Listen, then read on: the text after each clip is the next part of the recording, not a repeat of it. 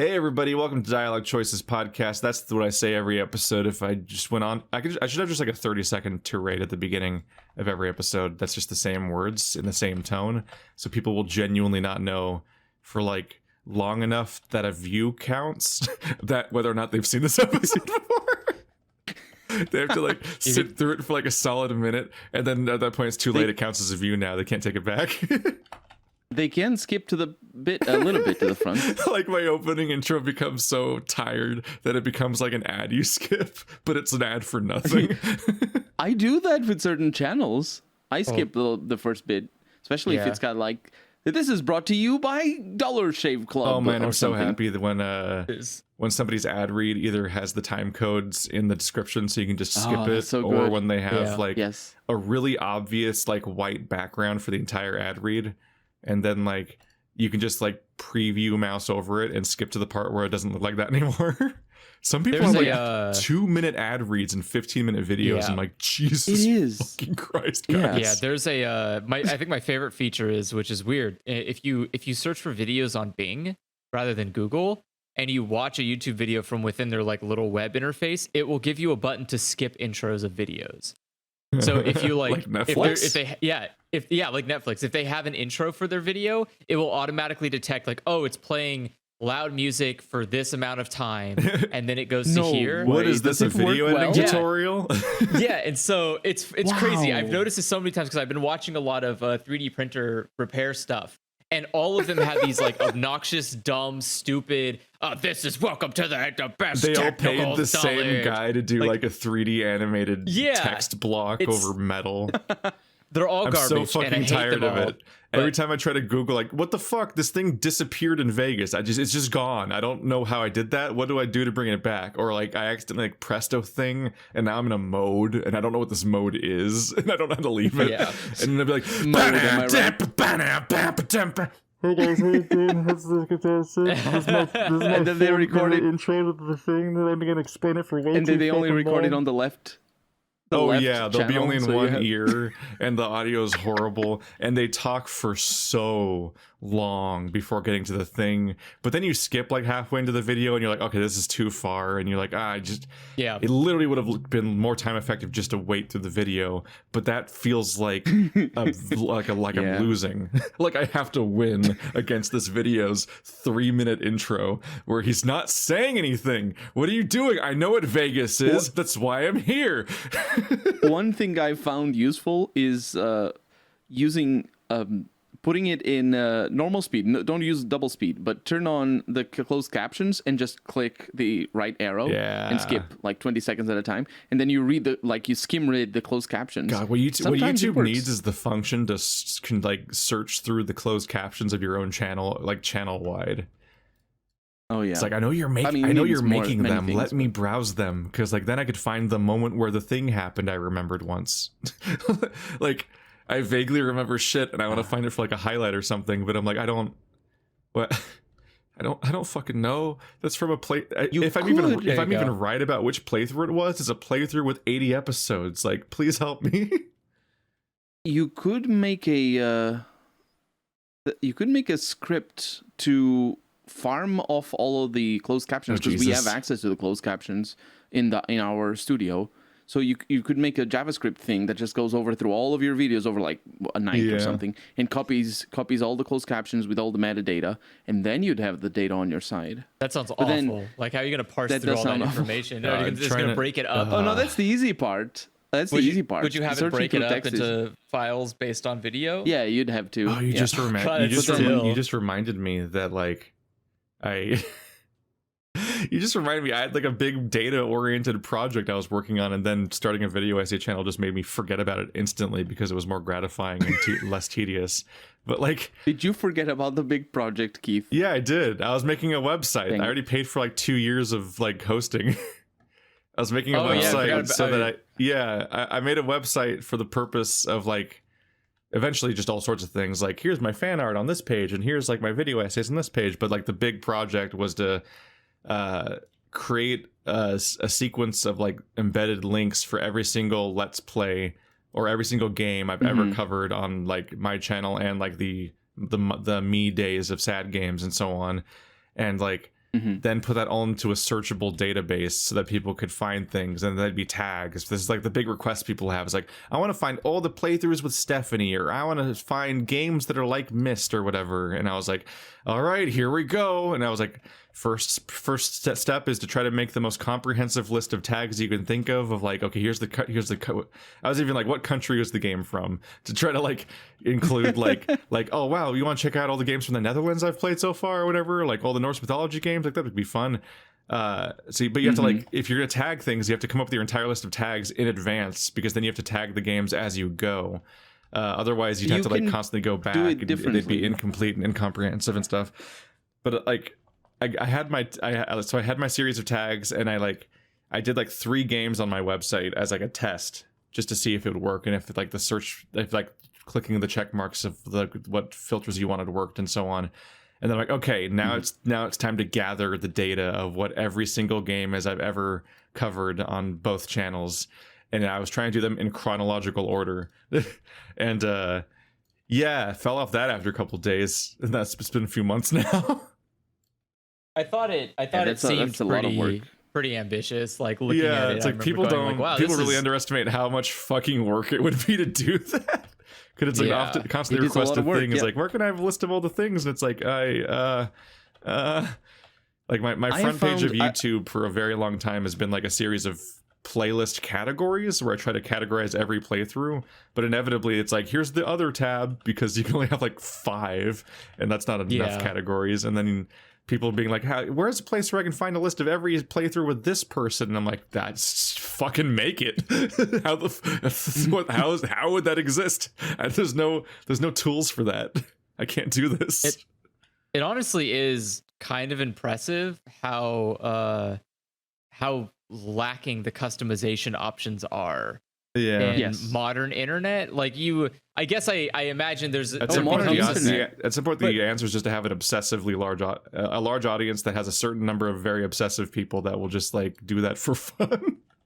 Well, yeah, but I meant like more in the sense of like, you think of like beginning, the entry level social media stuff was really highly customizable, and then as it progressively gets to like, now we're in the era of like Facebook and Twitter, where you have like the only customization is like, what do you want your like user profile picture to be? And you're like, wow, this is kind of garbage. Like, this is how do we get here? How do we devolve into this like homogenized liquid form of social media? I mean, YouTube mostly removes features. Yeah, YouTube's like, okay, do you want it in white or black? But you don't get to control that. Your audience controls that. But also, like, but those are your only 2 options. You can also add some like thumbnails to your videos. You don't have to, but you can. And that's about all you get in customize. You get the same thing. You get basically the same features as Twitter. Hey guys, remember when we had shows with seasons and they're gone? No, too much customization. We got to draw it if back, I remember correctly, you used to be able to subscribe to shows. Yes, you used to be able to specifically subscribe to shows only, so that way someone on someone's channel, like Rooster Teeth, could have like 7 shows, and you say like, look, I'm going to be honest with you, Red vs. Blue is the only good thing you've ever made. I'm going to ignore the rest of these. Subscribe to Red vs. Blue. And then you can like ignore the whatever that Sims video was that they did for a while and other stuff like that. Oh, Strangerhood was fine. Or at least it was back then. Sure, I don't know if it's good now. I don't know if Red vs. Blue is good now. I'm glad somebody watched it, but I didn't. And but the point is like, you could subscribe to just that show that you wanted to watch, which is great, because that's how like you would think the future would work. Like, oh cool, I only want to watch like Keith. I only want to watch when Keith plays RPGs. Can I like subscribe to his RPG only category? No. You have to get all of the videos, and you're like, there is like a certain customization I would always want, where like if things were parts of shows, it'd be cool if you could be like, I'm going to subscribe to this particular channel, and then you could like selectively unsubscribe from individual shows when they like start also doing something. Then you're like, yeah, that probably would work better for creators that way, like a blacklist instead of a whitelist. Granted, a lot of stuff that I don't like is the stuff that people do to keep their channel like alive. Like was it like Team 4-Star would be like, here's our big abridged videos, but also we want to have we want to become a Rooster Teeth style like big content like churner, so here's our podcast and here's our other things. And it's like, yeah, I don't really want those though. And then if you watch something like he says recording his podcast. Oh yeah, I know, I get it. Like I get it. Well, yeah. Also, I'm also not a channel that's like, here's my one big impactful thing every month, and then like That's 10 true. videos between each one. It's all trash, baby. But or like you subscribe to like an animator or something like Fox in Space or like Has Been Hotel or whatever the other stuff on that channel is, or like a bunch of other ones where there's like the show they make, and then there's like dozens of like behind the scenes videos and like streams of them animating, and then like just so many uploads that like come up and clog up your feed, and you're like, I just want to watch the thing, honestly. The thing you make. And it can be like, this is why second channels were invented. But of course, like, it's because they're not doing it on a second channel because YouTube incentivizes you putting out more and more content. Like, I'm literally saying this while thinking about the idea that, like, hi, I'm working on this really, really big project in the background, but what if I made shorter things real quick, like a review of this movie or something, to like keep the channel going, like different tiers of activity. Like, even I'm like thinking in those terms while also being like sick of certain versions of that idea. But yeah, because YouTube incentivizes having a lot of content all the time, and if you can't do that, then you're kind of in trubs. Yeah, I think even like, I think the way we manage, maybe Andrew, you've been streaming more the stuff you publish on your channel, right? Sometimes I've just been like really bad about making any content lately, but yeah. Yeah, I don't know if Andrew's done anything for like a month. Yeah, I mostly try. Yeah, I haven't seen your videos. Unless I'm doing something where I literally do not want other people getting close to me, like Subnautica, or like the entire experience is better done alone. But if it's something garbage like Cyberpunk or like stuff like that, or if it's a game that I think doesn't really matter, it like Hades doesn't really get worse with people interacting with you. It's more of just like, here, you want to watch me run a really shitty run? Let's see if it works. Like, it's fine. People can be like, no, that's a bad pick. Oh, well, you're here to watch me make mistakes. Like, that's different than like, say, certain games that require a lot more personal views of it. And so like, yeah, if it's something that it doesn't matter, then I'll just stream it and then edit it later. I've been trying to like stream and then record at the same time, since I can technically do both.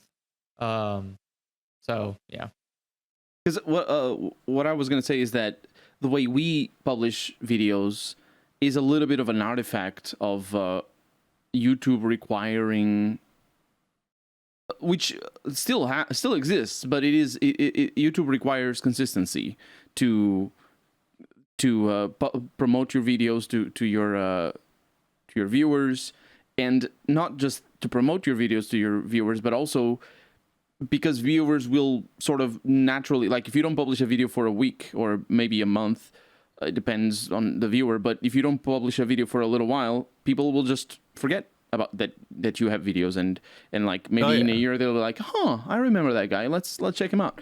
But there's also the aspect of like the algorithm will just forget about you. Like, it'll just be like, but it's two things. They haven't watched any of your videos recently, so they don't, they must not care about you. Yeah. But that's like, what I'm saying is those two things are the reason why we publish Let's Plays in such a weird way. Because at the end of the day, it is sort of weird to play a game half an hour for a day. Like, especially new releases, or it depends on the games, obviously. But it's a very drawn out and very weird way to publish a video. And obviously It's there's slow. Let's Play channels that don't. Like, you could do you could always do the co-carnage thing where you just play one game and you upload like 10 videos a day of that one game, which like I guess works for him, but like almost nobody actually consumes YouTube videos that way. So I question the approach. Like, I don't necessarily base mine on like what's algorithmically good or whatever for that specific element of the show. It's just like an element of like, well, I got to put these videos out at a pace where people can consume them if they're my current subscribers. And if you like, I learned really early on in 2014 when I was doing Dragon Age Inquisition, and I was only playing like a couple games at a time, And I would be like, all right, here's here. I was still doing like 30-minute videos, but like more of them. So I'd be like, oh, here's 2 or 3 Dragon Age videos the same day, whatever. And I just like record them and render them and upload them and then go to work or something. Is like my year off between graduating college and getting my first real job after college, basically. So I was just kind of like, I was just working at a shop basically when I would get there.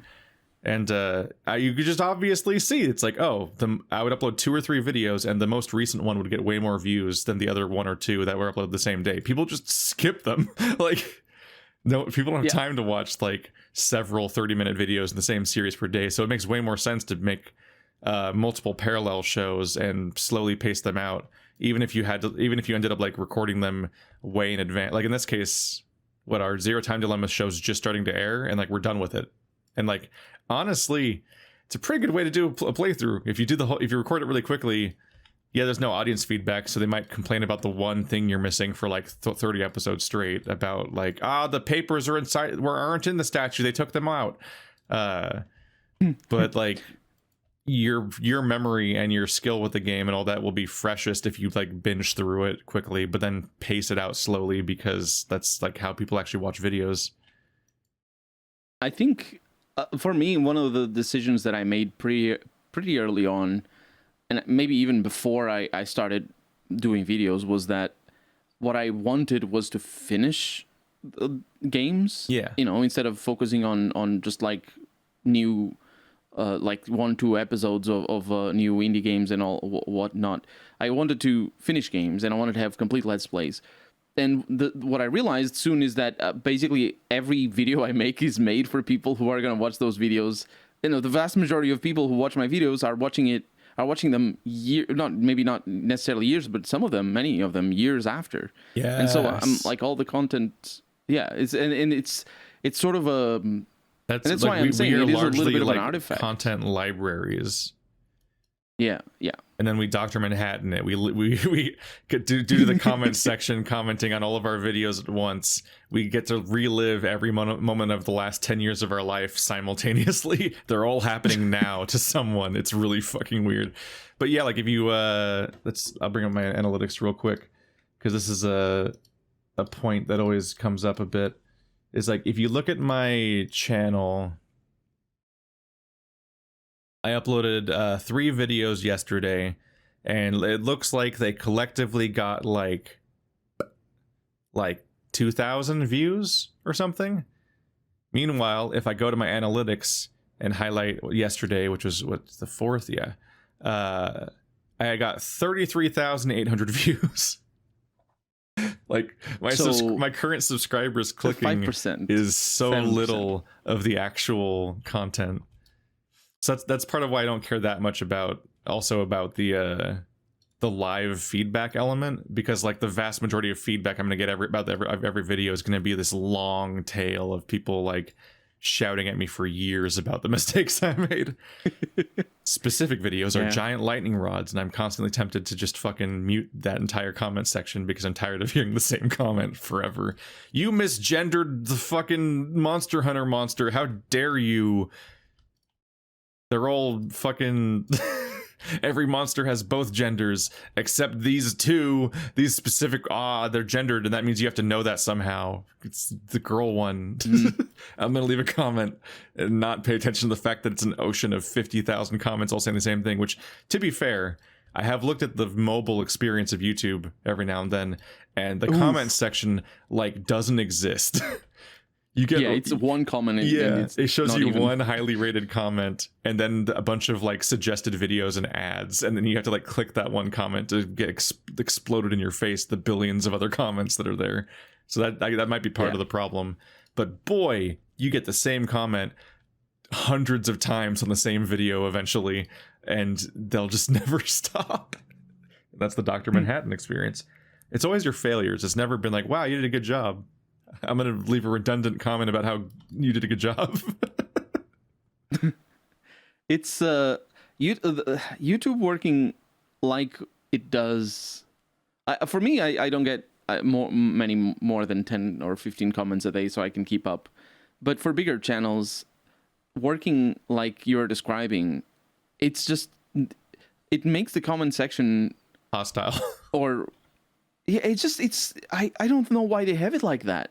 They should have a completely different system, like where you can search like word clouds or something like that allows you to get at a glance feedback of comments for certain videos. And it's just, I mean, it's not difficult to go to see the comments in a certain video. You can just open the video, but in our studio control panel thing, it's not difficult because there's a button for it. But it just shows you the comments by like date or whatever, or by publishing date, and it's just chronological so is just currently the easiest way to see all the comments in your channel and actually keep up with them in order of publication and all that. Oh, not even because not even getting into that. Because otherwise you'd have to like open every individual video, but you're only getting a snapshot of the current comments that are there so far. So like you can even keeping up with like your current videos. If you're somebody like us that uploads like a bunch of videos and all that, like when do you check the video? How often do you check the same video? It's like I'd have to like open like 6 tabs to check the comments and then come back and check them again like a day later to see how many more people commented on them, and sort them by new and so on. And it'd be like this huge pain in the ass. Yeah. YouTube just doesn't have, like, this week I don't know if you guys got the same thing, but I got a little pop-up in my control panel telling me if I wanted to participate in the betterment of the control tools that we have. I don't know if I'll respond. It was like a 40-minute long.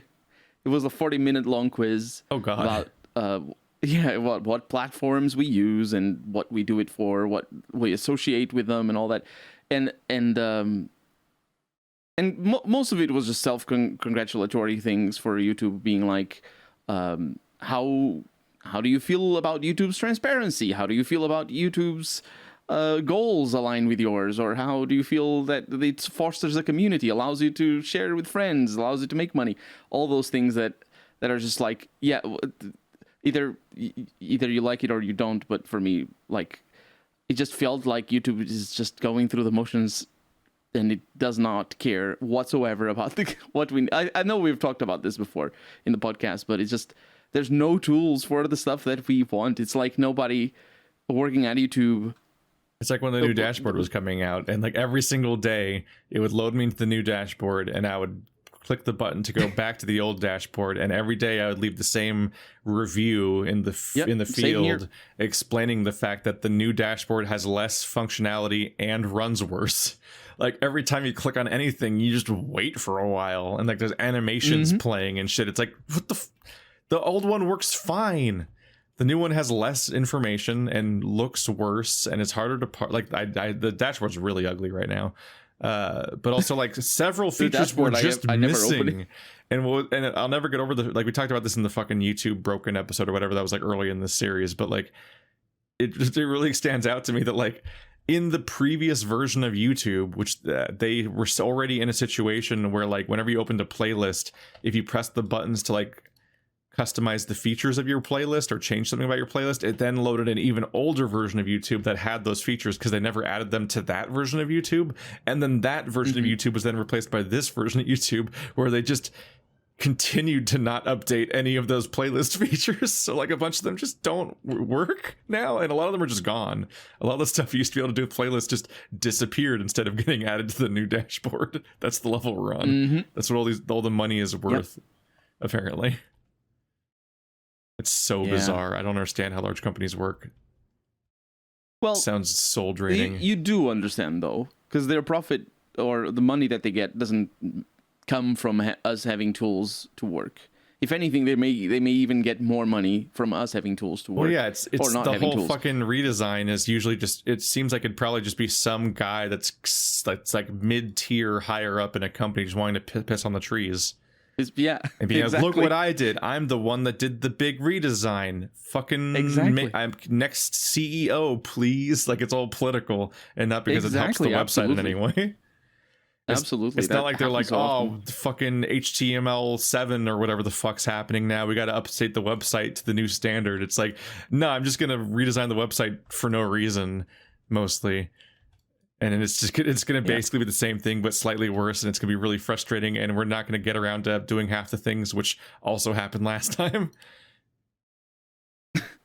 I did want to see the chain keep happening, though. I wanted to see them still load an old version of YouTube in order to gain access to certain playlist editing features, until the point where you had to click through each version of YouTube one by one till you were going like back 4 generations. It'd be like loading into the original Xbox on the Xbox One X, Series XXX to get to like access a specific feature, and it'd be so fucking hysterical. Speaking of the Xbox, this conversation actually reminded me. I saw a thread on Twitter a couple of days ago about XNA. I don't know if you know what XNA is. I had an XNA membership for a year. So XNA was this really good. Yeah. Sorry, you probably have a better explanation. Well, it was XNA was the self-publishing process for making Xbox Live indie games, which is what Andrew and I covered at the beginning. Like that's our starting thing was that we covered Xbox Live indie games, like their demos, and part of it was hysterical because you'd play a game for 30 seconds and then they'd be like, demo over, and it's like they're terrified you'd see too much if they let you go any further. Yeah. But it was like $100 a year, I think. And it was you needed a membership in order to publish stuff, but also all of the people that had memberships all collectively reviewed each other's stuff. So Microsoft didn't really have to deal with it directly, and all the XNA people would review each other's stuff, and you needed like X number of people to sign off on your game for it to get published as being like I guess just like working and not being full of like objectionable content. So it was like a self-moderating community that could publish games directly to the Microsoft store before Steam ever had this even. And you could just put your indie game out. They were years ahead of the competition. Oh yeah. And Live Indie Games was like an impressive design decision. And not just... Yeah, and cool shit happened, like they just like Studios threw it away. So that's the thread that I was reading this week. And it wasn't just the console platform that they had, which they did, and was the vast majority of the success of the XNA project. It was also the work. What's the word?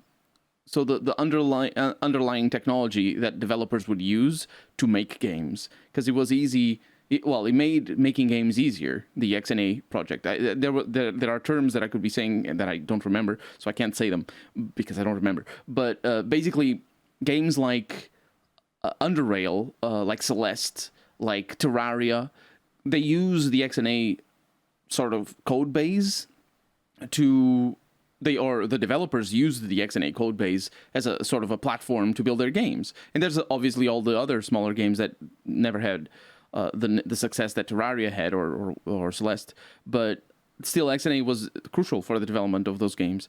So the thread that I was reading was somebody wondering about why Microsoft just canceled it, because I think they started XNA in 2000. No, that's not. Well, maybe money, but that's why it kind of ties into the conversation we're having. So I thought it was somebody completely unrelated to Microsoft wondering about that and saying that they canned it in 2008 or 2009, and they started it in 2004. So it didn't last very long. And somebody replied to that Twitter thread, tagging somebody that apparently worked at Microsoft, and they said that basically it was a project that never really saw the approval of the higher ups, never got an evangelist in the higher ups of Microsoft, and so it was the engineers pushing it through. And then what happened is that it was subject to the whims of somebody trying to sabotage it for personal gain inside the company. And so one of the things that they pointed out was that somebody wanted the XNA games to be compatible with Windows Mobile, and that killed it because they diverted resources towards there, and then they couldn't do anything with it. It was a thing that like was basically just existing because it wasn't being paid attention to that much. Yeah. Yeah, it's like how a lot of Google apps existed too. A lot of Google apps were just like weird little side hobbies that people did, and Google's like, the Stadia. What if we gave that to other people? And then like that's how you get shit like LiveJournal existed, and then it just stopped existing after Google's like, wait a second, this isn't very profitable. Like you just move on. But at least the weird event where like these like super companies weirdly like put a weird amount of effort into something that seemed a little like a weird thing to invest in, and then they just like the moment it's done forget it existed and never support it in some cases, and you're just like why. Because it's easy to think of them as like a bad case of this. This is like Microsoft's entire MO is like picking up stuff. It basically is like they have ADD, but they just pick up something, look at it for a while, and then put it down and forget it just ever existed. And they'll never go back to it unless someone like begs and pleads, and they go like, "Oh yeah, we did this." Okay, wasn't the Stadia, like, the Google Stadia, just like, we'll just make this, right? And then people just like put games on it. It'll just happen, and like. And then they just like stopped supporting it basically or something. Like I basically stopped supporting it the moment they launched it. Yeah, basically it launched, and the initial launch had basically so far like so little like subscription, it just couldn't keep itself afloat. And it was like, all right, well, I guess this is a commercial failure. It's out. Yeah, like, this it hasn't is the same been thing. 2 years. It hasn't been 2 years, by the way. I only knew one game that was on it. Like I just knew that Orcs Must Die 3 was exclusive to it. I'm like, well, that's annoying. I want Orcs Must Die 3, and now it's on Steam. And so story over. They had a thing. They had a deal going on where I think if you paid the cost of buying the controller, or not was it the controller? If you I think bought it was like the controller, you got like a year of premium membership. Yeah, or something like that. But I don't know how long it lasted, that deal. There was some kind of deal, and I remember I got it during that deal because it was like nothing. It was like basically, I think it was like So yeah, it was like you pay for the cost of the controller, and they'll give you a Chromecast Ultra with it, so that way you can play the games on it. And Chromecast Ultra normally runs for like $60 or $70. And I was like, oh well, I want that because it's a Chromecast that has an Ethernet adapter to it, so you don't have to. You don't have to like wirelessly stream stuff to it. I was like, that's what, because obviously you can't wirelessly stream games in HD because unless you have like hyperspeed internet, unless you have a really good like Wi-Fi network, which the average home does not, it's easier to just give it an Ethernet port. But okay, cool. If you have an Ethernet port, that means you have way faster speed access than Wi-Fi. And so I got that because it was like the controller was like, I think like $10-15. And I was like, sure, I'll pay that just to get a free Chromecast Ultra. And so that's why I have it. So I have the stupid controller, and I had Stadia for like 6 months or something because it came with a 6-month subscription. And when it ended, I just never renewed it because why would I? But like, yeah, Orcs Must Die 2 or Orcs Must Die 3 was the only game I played on it because it was the only game I was like, yeah, I actually don't own this game anywhere else. Everything else is like, yeah, I already own this. So it's like, you want to play Destiny? I'm like, no, I already got it on like 6 different platforms. But we have it, but worse. Yeah, it was like, but you can't play with everybody else on PC. I'm like, why would I play Destiny with only Google Stadia members? That sounds like a terrible idea. Like, what the fuck? How many of you are there? Like 3? Or is there even enough to raid? Like this is it really terrible idea. Is it really only Stadia? There's no cross Yeah, platform? It's only Stadia. There's no it's not cross. Why wouldn't they? Oh my god. So it was like, this is a terrible idea. What a weird community to exist. Yeah, it was really weird, but Orcs Must Die 3 was like pretty good. Like I don't know. I hope that it comes out on other platforms soon because what a waste. No, it's on Steam. I'm probably gonna play it next with Bird since we finished Resident Evil. We're like one mission from finishing Resident Evil 6. I beat it on Stadia, so I never checked out if it was anywhere else because like, well, once you beat Orcs Must Die, you don't really.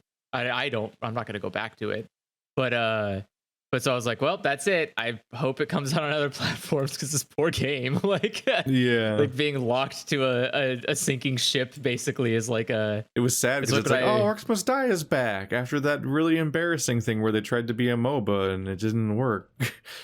Yeah. Why did they do that? Why did they do that? I think it was you just take the whatever's popular route. Like you have to ask, why does Fortnite now have a Among Us version in it now? Why is Among Us just in Fortnite? I don't know, because it's popular. I think the problem with Stadia was that it required Google specific hardware, and first off, their controller looks like it's terrible. It looks awful. Like I don't know if it's good or not because I never used it, but it just looks like nobody even tried. It's just a blob. It's like you holding a blob of just like okay, and you need it to play. You cannot or you needed it. I don't know if they implemented the features, but one of the best features would be that you could play any game on any device at any time. And so it makes sense that you didn't need the Stadia controller, right? You just play with your controller or your keyboard or on your phone. Nope. It's only Pixel 3 for the release. It's only with the Stadia controller, and I think even people who had the Stadia controller couldn't play some games. The launch was full of basically, it was rushed. It was a rushed launch, and I'm shocked. It smells of it stinks of those it's those little projects that Google just wanted to pee on some trees. Yeah. And then Google is like, you know what? We can make a big deal out of this. Bring in the marketing department. Let's make this. Just big companies. They're very good for efficiency, you see. It's very good for efficiency. Big companies are always about trying to find that you're just mining for gold every day. The idea is you're trying to find a way to either keep profits consistent or make a lot of money. And like in Microsoft's case, for example, their entire goal is to just break even at minimum. Like the bare minimum is you have to be making at least the amount that you're investing in.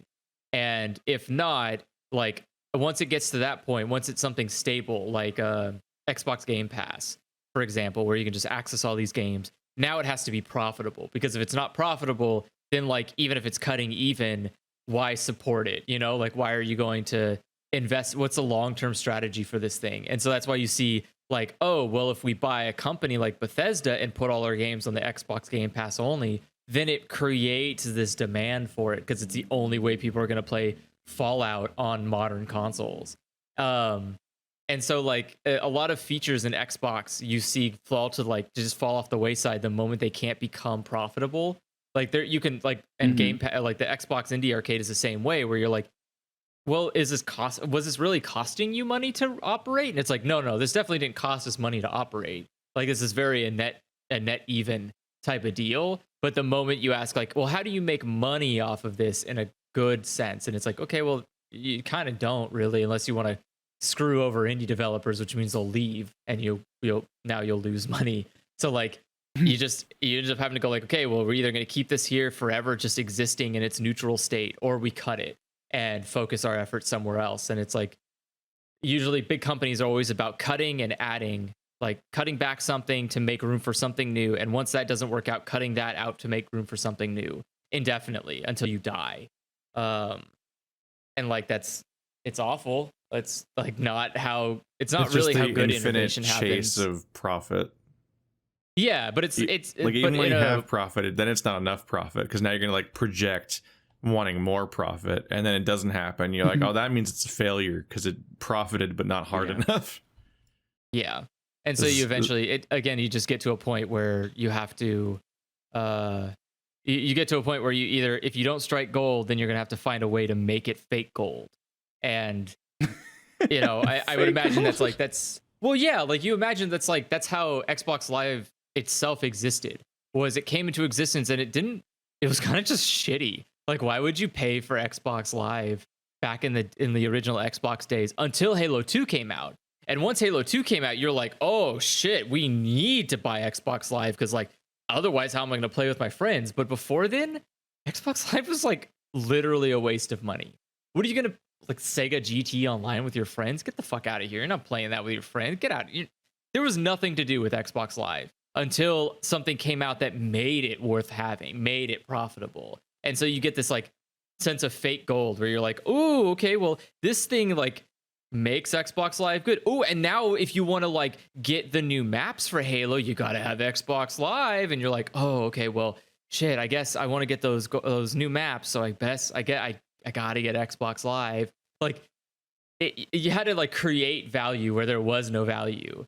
Because again, Xbox Live never changed. It's not like the service somehow got better because it didn't. It was still just Xbox Live, but something came along and gave it fake value.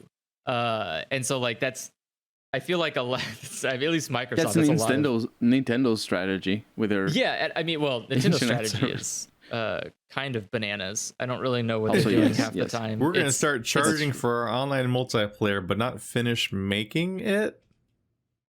So, So yeah, you're they're gonna, like, some you're games gonna don't use a charge. phone on an app on your phone in order to have voice chat. it's like, so Nintendo Online's terrifyingly crazy because it goes, okay, we're gonna have an online thing, but none of it's built yet. And you're like, what does that mean? It's like, okay, so if you want to talk with your friends, you got to get an app for that on your phone. I don't have a phone. Well, then you ain't talking to your friends. And you're like, what? Wait a second. Is this like a basic feature in like Xbox 360? It's like, yes. But besides that point, moving on. So now you can also have access to all these games, like all these old games from the like Super Nintendo. And you're like, oh, okay, that's really cool. Like the emulator stuff that you already did for the Wii U. And you're like, no, different games that we're gonna port slowly and individually. And you're like, didn't you already do this? Yeah, but we're not doing that again. We're doing something. It's like Nintendo, just like you could just copy paste, like just take, and it's the same emulation software from the Wii U. I know it is because I have a Wii U and I played a bunch of emulated games on the Wii U. It's the exact same stupid fucking emulator, but they just didn't copy paste the games over for some reason. So now you have this like half-ass built library of like consoles. So you have like the NES, and they went up to like a certain amount, and they're like, let's do Super Nintendo now. And you're like, why didn't you wait? You didn't finish the NES library? The Switch is slowly releasing a series of weird old games on their weird app. You have to open the app itself individually, which is nicer than having to buy every game, I guess. But there's like no good way to like sort that library or like organize it. They just puke it onto your shelves, and the games change size. The tiles change size based on how many you put on the same shelf, and you just have to like organize it yourself, and they keep puking more games onto it, and a whole bunch of them are the same game again, but it's like a save state that you load that's like a cheat mode or something. So like you'll have like sometimes four of the same game, and I'm like, what the fuck is this menu? What are you doing to me? It is weird, and I can't make any claims. I don't know what goes on inside of the company, but it's like weird choices. It feels almost like somebody keeps getting worried that this isn't enough.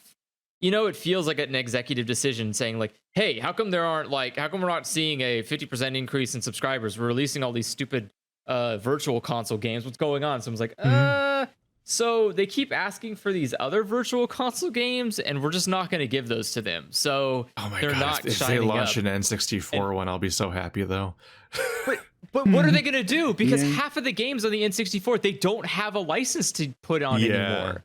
So like this is the other hurdle they keep running into, which is like, just okay, get him, here loser. are all these. Just get him again. It's right. You like what is Microsoft doing with Rare anyways? Just take it back. Just like just take backsies. Just take it back. It doesn't matter. And it's what was the last thing they made? Like Grabbed by the Ghoulies? Like what the fuck? Whatever. The it's so one of the problems that Nintendo has is they have this, they run like solely on nostalgia. Like that's their entire fuel source, is people are nostalgic for the games that they've made in the past, and so they want sequels to those games that they then make, and then the cycle repeats again. Then they create these games, people love them, goes back into the nostalgia bank, and then like 10 years later they go, hey, where's that like Samus game? Isn't there like Samus? Don't you have Samus? And they're like, yeah, here you go. Here's like Metroid, but in 2.5D. And you're like, whoa, I miss Samus. And you're like, okay, well, on one hand, I'm really happy that so many games that are older are available on like vaguely recent platforms. Like we're I mean, at this point, we're so far into the HD remake like era that when I played Ico this year, I realized that the HD remake I was currently playing was as old as Ico was when the remake was made. Like it's a 20-year-old game, but it's a 10-year-old remake or HD re-release or whatever. Yeah, because that's what it's like to play a PS3 HD thing, which back then I would just be like, oh, this is a great value buy. They just put out like HD trilogies. Now just buy them all. I mean, like maybe one day they'll get to this. To be fair, so I just got a booklet full of those. To be fair, that was better than Pathologic, because the version everyone plays of Pathologic is from 2005, which is an HD remake of a 1999 game, I think, or something. Yeah. And I played it for the first time in like 3 years ago or something. So yeah, that was a relatively recent HD remake, but it was a remake made in Pathologic's case. It was made because they I think they even kickstarted or something, but they were gonna make a remake of Pathologic. Oh, I'm sorry. The original game is from 2006. The remake is 2015. I'm sorry. Yeah. The thing that happened there is they were gonna remake Pathologic, and then they realized that there was so much they wanted to change in the remake, which is why Pathologic 2 is like a Zelda sequel, where it's like the same vague setting and characters, but all the story is changed and so on. So that's what Dark Souls 3 is. It's a Zelda sequel. Kinda, yeah. But so they were like, fuck, we're just gonna quickly up-res the original game and retranslate it. And so that's what they did. So the Pathologic HD that you can play is like a better translated version that runs on modern hardware, and then they left it at that, and then they got to work making the sequel that was itself the remake, but it's a remake that became a sequel remake reboot because it's like it's almost the same map and almost the same characters and almost the same story, but everything's like shifted around, like they redid it. It's basically like when it's like when a different movie studio makes the same Sherlock story, but it's the same studio, so it's even more confusing. But anyway, I'm happy that so many games are currently available as remakes and so on, or specifically re-releases. Just like I have more negative feelings about remakes, but I just like that shit doesn't just become unobtainable. Like, we live in the modern digital age where like I get really put off when I'm like, oh man, when I find like a PS3 game that was disc only, so it's like unobtainable now, and you're like, no, that was the era where you had the chance to be around forever. I could be still downloading you today. But this thing is like an Ouroboros. It's a nightmare where it's like I think about like specifically Nintendo, like they went back and like the Wii U, as maligned as it was like the Zelda machine, because it eventually contained every 3D Zelda ever made. Like they just made every single one of them on there one by one. And also like between the Zelda machine, between Skyward Sword and now, I talked about this in my video about it, but like between Skyward Sword and now, they did an HD remake of every single 3D Zelda until they then hit like the 10-year mark, where they then also made a remake of Skyward Sword. So like right around the time Skyward Sword came out, they did Ocarina of Time, and then since then they went all the way through the entire loop until now there's currently an HD remake of every 3D Zelda except Breath of the Wild. Like, and they're already talking about like, oh, we're gonna put Twilight Princess on the Switch or whatever, or something like that. I think I've heard something like that. Like, it's just like it's like, congratulations, you got them all on one console just in time for that console to be dead, and now the new one's out. And there is this question of like, how, like, do you just have a perpetual porting team that just endlessly ports your old games to newer consoles over and over again and has to pick which one it is, and it'll always be this frustratingly incomplete list, because by the time you get any headway on the list, you then have a new console and you start over again. Like, what somewhere in the background, it's like Skyrim re-releases. Yes. Or Resident Evil 4 re-releases. Wait, Resident Evil 4 has many re-releases? Oh, there's so many Resident Evil 4s. I didn't know. They've pretty much been on like every single console since the GameCube. Like, it has to, it's like a must-have. It's like the Skyrim problem, where like Skyrim's on every single console, and you're just like, okay, well, have you ever made a game besides Skyrim? Like, have you ever done anything past that? And they're like, no, that sounds like work. It's a 10-year-old Yeah, Skyrim's game still the most now. recent one. Yeah, it's like we started off playing playing Dark Souls and Skyrim. Like, that was at the beginning. Yeah, that's why I'm saying the Skyrim recording was so bad, I think we just deleted it and didn't upload it. Yeah, but it was new at the time, which is like, that's crazy. That's crazy to me that Skyrim has some, and like, of course, it's not because Skyrim's such a good game. It's because there's such an active modding community. You have people that are like keeping it alive through like resuscitation external content. But like but to me it's crazy. Well, like it's crazy to me that like it comes out on consoles again and again and again, and it's just the base game. It's not like they're porting some kind of magic version of Skyrim every time. I mean, usually like when they change something, isn't it worse? Like, wasn't the special edition like, hey, all your mods don't work and also mods are worse now or something? Yeah, well, yeah, because in the special edition they tried doing like a paid mod thing. Like you had to pay to access mods, and people were like, no. They're like, no, we're not gonna do that, because it's not like the people designing the mods were getting the money, and so it was like, no, this is not gonna work, and so no one just cared about the special edition. It's like, oh well, in the trash it goes. Like it's I don't know, it's weird, and but people keep buying it, so people must want it, and it must be a thing that they must have to have. And I guess you could do the argument of like, you know, it's a generational thing, like, oh, the people buying it today are the people who didn't have a Xbox 360. I've still never had enough fun with Skyrim to beat it once. That's another problem, is that it's obviously not a game made for everybody, but I don't feel like it's a game made for enough people to re-release on multiple consoles. Not a very good RPG arc, is it? Like, you know how like in Morrowind you can't like even hit things, and then you like eventually become god or but some shit. Good. Like it keeps escalating and things are going. Can't hit things. Yeah, there's like a rising element to it all. In fucking Skyrim, it's like I am the fucking chosen one Dovahkiin guy. I literally killed a dragon and stole its voice in like the first like hour. Where do you go from there? It feels over. It's like the fucking, it's like it's like having the ending at the beginning and then trying to come up with more story afterwards. It's like I ascended a mountain and was chosen by a bunch of old dudes and slayed a dragon and shit. Like, game over. This was an interesting little 1 hour indie game. Bye. I'm waiting so much. Like, I'm looking forward so much to somebody coming up with an open world game, even though open world games are not my favorite. But I do play them every once in a while. But coming up with a world game story that doesn't revolve around you basically being the lord of the whole world that is open to you, or in a way, either because you save it or because you have to kill everyone that is it's like your job to conquer the map in some way, and it's like this colonial approach to things, or it's like like in a lot of games, like you have the game where you literally have to like I don't remember if this came up much in specifically Breath of the Wild, but it's like an Assassin's Creed game or a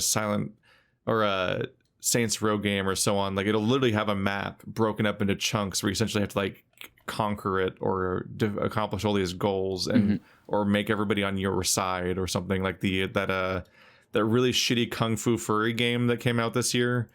You have to like purge the world of darkness or something and like conquer the map by picking a side and winning the war or whatever.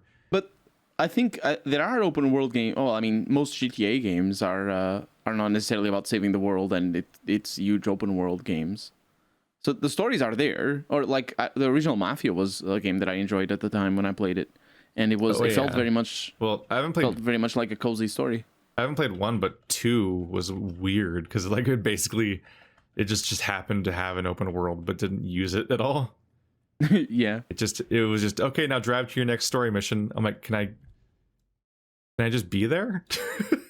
All right, I guess I'll try. Yeah, that was the criticism of Mafia 2. The first game was a lot more in neighborhoods, if I remember correctly. So basically the quests would just revolve around the same neighborhood. You'd know it a little, and then you'd move on to another one or take trips out.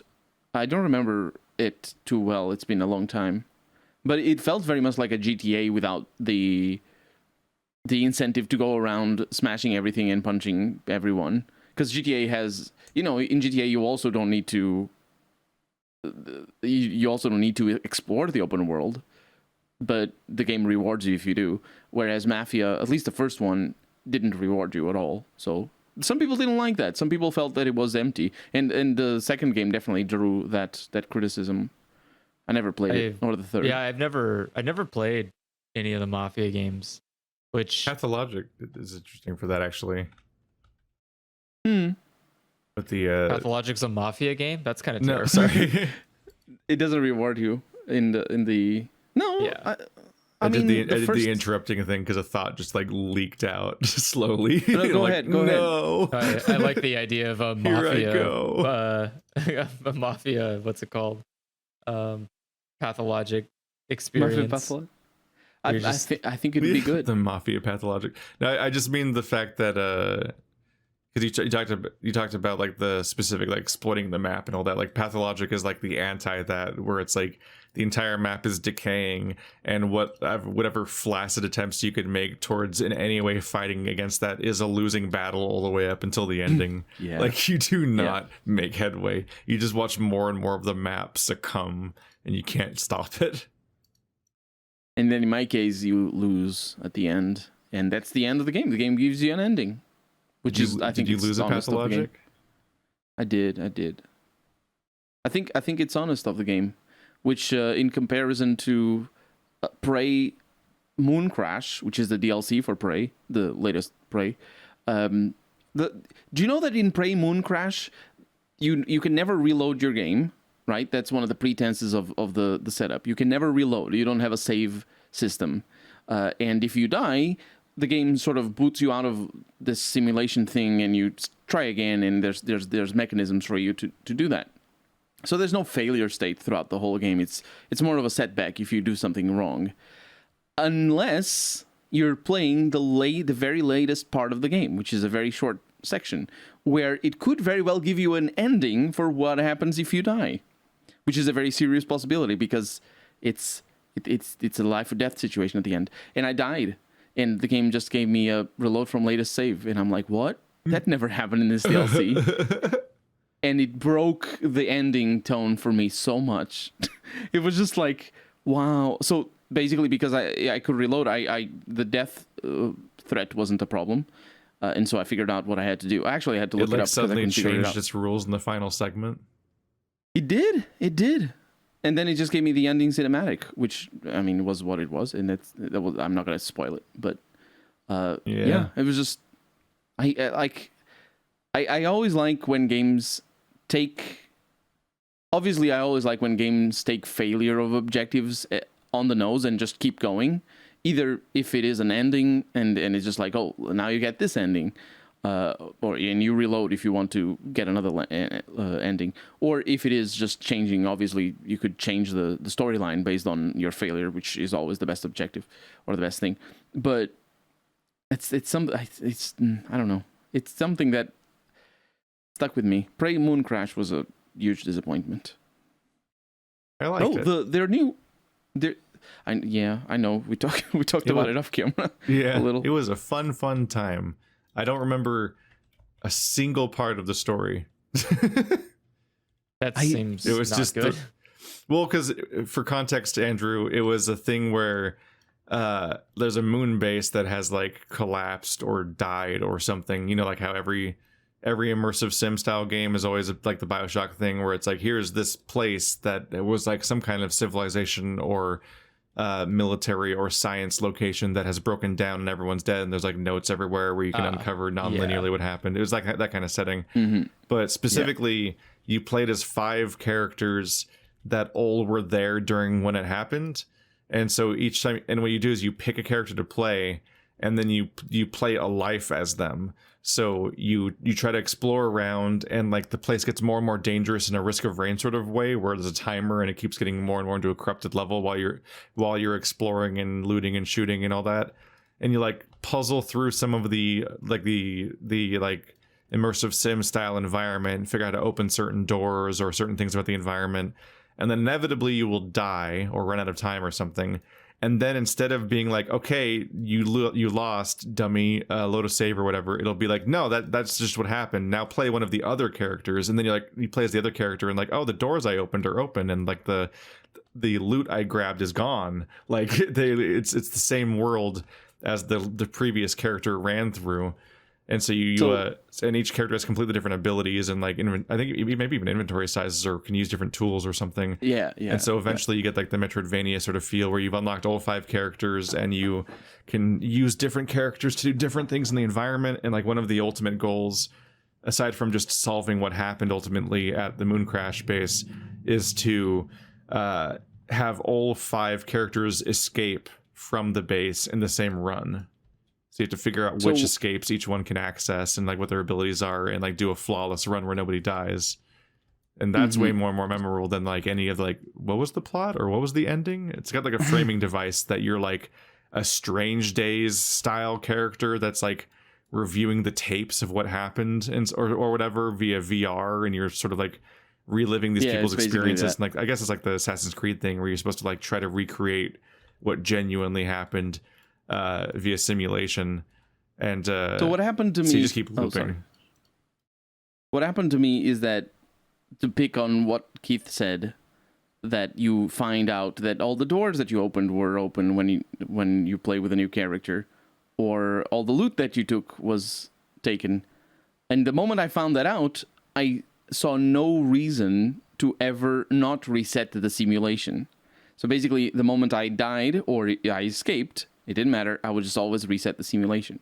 So you would never play another character in the same run? I would play another character, but the character that I wanted on a fresh world. Because you just make your life harder for yourself if you play the way the game pretends. I guess you can just to. opt into not engaging with the systems. I think that's why I didn't have a good time.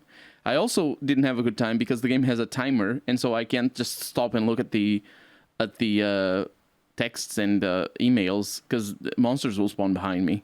So I just bad. I did. I just fucked off and wasted my time for the first few runs and explored, and just because I was like, I understood what type of game it was, so I was just like resigned to like, oh yeah, these first runs I'm just gonna die, but I'm just gonna like learn everything I can and about the story and the setting and like what happened and pick up on what's going on, and poke at this puzzle box, and then eventually it'll be like, this is the real run, like Hades.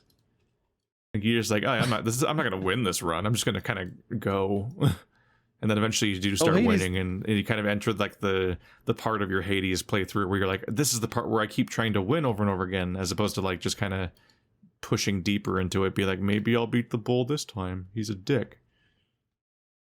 I didn't realize Hades does that as well, where I didn't know you got progress by losing.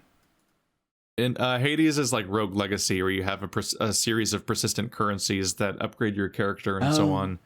And so playing it over and over again makes you do, like, people do like blind runs, not blind, like fresh runs where they're like, I haven't even died once. I don't even have access to the upgrade systems. They haven't even told me what they are yet, and I'm gonna beat the game. And maybe the game will have like maybe the game will have like some cute unique dialogue about it or something, but the game is, you're supposed to lose over and over again, like in Rogue Legacy, and slowly chip your way forward. Yeah, the idea is that you not only are you making the game slightly more easier for you as you are learning it, but then you get rewarded for making the game harder for yourself later. So it's like you get this weird like inverse growth where you want to do as much as you can to spend your currency to make the game more manageable for you to get through. And then once you get to a certain point, there's like a plateau you get to where in order to progress down to the actual ending of the game, you need to start making the game harder for yourself by like adding these weird variables, like enemies do more damage or enemies take more damage. And like, then eventually you start upgrading all of these weapons. And when you start upgrading them, all of the gods start reacting to those upgraded weapons. And like, then you start getting into finishing the main story. Whereas a lot of roguelike games tend to stick to a pretty like clear scale where you keep going up indefinitely until you just until you get bored of the game or you beat it. And like a Binding of Isaac sense of like, I did it. I saw every ending. Hades also clearly wants you to play forever. Yeah, Hades does want you to keep playing forever, which is why they give you like so many fucking variables to add to your to make yourself punished more. And there's a lot of like, in Hades there's so many things you can unlock and so many things, like they even let you change how your HUD looks. Like you can get unlocks for your HUD, and who gives a shit? Like I really like at the end of the day, like, and I appreciate it. It's really, I'm not trying to be like, wow, what a waste of time. That's really cool and interesting. But as a person who's just playing to get better at the game, I could give two shits if my HUD looks like one thing or another. All that matters to me is my ability to play the game is like, as long as my skill is up and up and I keep being able to beat harder challenges I put for myself, I could care less how the HUD looks. But somebody else might not. Somebody might say, look, I just want to have a fun time. oh, and now it can look like summer. Cool, I'm gonna do that. And it's like, that's fine, great. Hades gives you a lot of options and customization and a lot of like side busy work you can waste your time doing if you want to, or you can just put your head down and just beeline through the game. And I think even a lot all of the roguelites, story is just so much. Like you, yeah, like but you roll the credits by beating the game 10 times, but you will not even be remotely close. Like I was prioritizing as hard as I could, just getting nectars because I was hoping that I get as much story done as I could in the scope of the Let's Play. And I'm like, I didn't finish fucking anyone's stories. Like it's such a cosmic infinity fucking like Northern Lion playing Binding of Isaac level of commitment to like get to finish all the storylines of all the different characters beyond just beating the story and like getting the credits to roll when you beat the game 10 times. Like it's an astronomical investment. It's kind of terrifying. Yeah, I never played the Hades, but I watched your Let's Play. I couldn't really understand exactly what we were doing specifically with the mechanics, because the way you play, you just sort of engage more with your choices rather than necessarily just explaining the game that's right in front of everybody's eyes. Especially because a lot of people who watch our Let's Plays, they know how to play the game, especially a game like Hades, I would say. But I am terrible at that kind of games. I bought for the average commenter, I was spending too much time talking about what I was doing. I bought Bastion on release. I remember buying it on release, and the moment I got out of the tutorial area, so not tutorial area, but like the very easy first few levels, and started to deal more with shield people and archers and like actual proper what Bastion is, I just got killed over and over again, and I'm just like, okay, well, I guess I don't know how to play these games. Goodbye. Oh. I guess those were $30 that I went down the drain. I mean, not really, because it's an indie development. Yeah, developer and stuff. Bastion's like 15 or something. That was a cheap game. It was okay, yeah. I don't remember. Yeah. I know I bought it like on the day of release. I was like, I really want to see what this game is like. Oh yeah, I know. But Bastion and Transistor both came out during an era where it was unheard of for a game like that to cost more than that. Whereas I think Pyre and Hades both cost more eventually, which is good. I mean, yeah, like their games are ridiculously well built. Oh yeah, they're really well made games. Like, and Bastion being $20 is like insulting when you compare Bastion to like other games of that year that costed more, and you're like, what?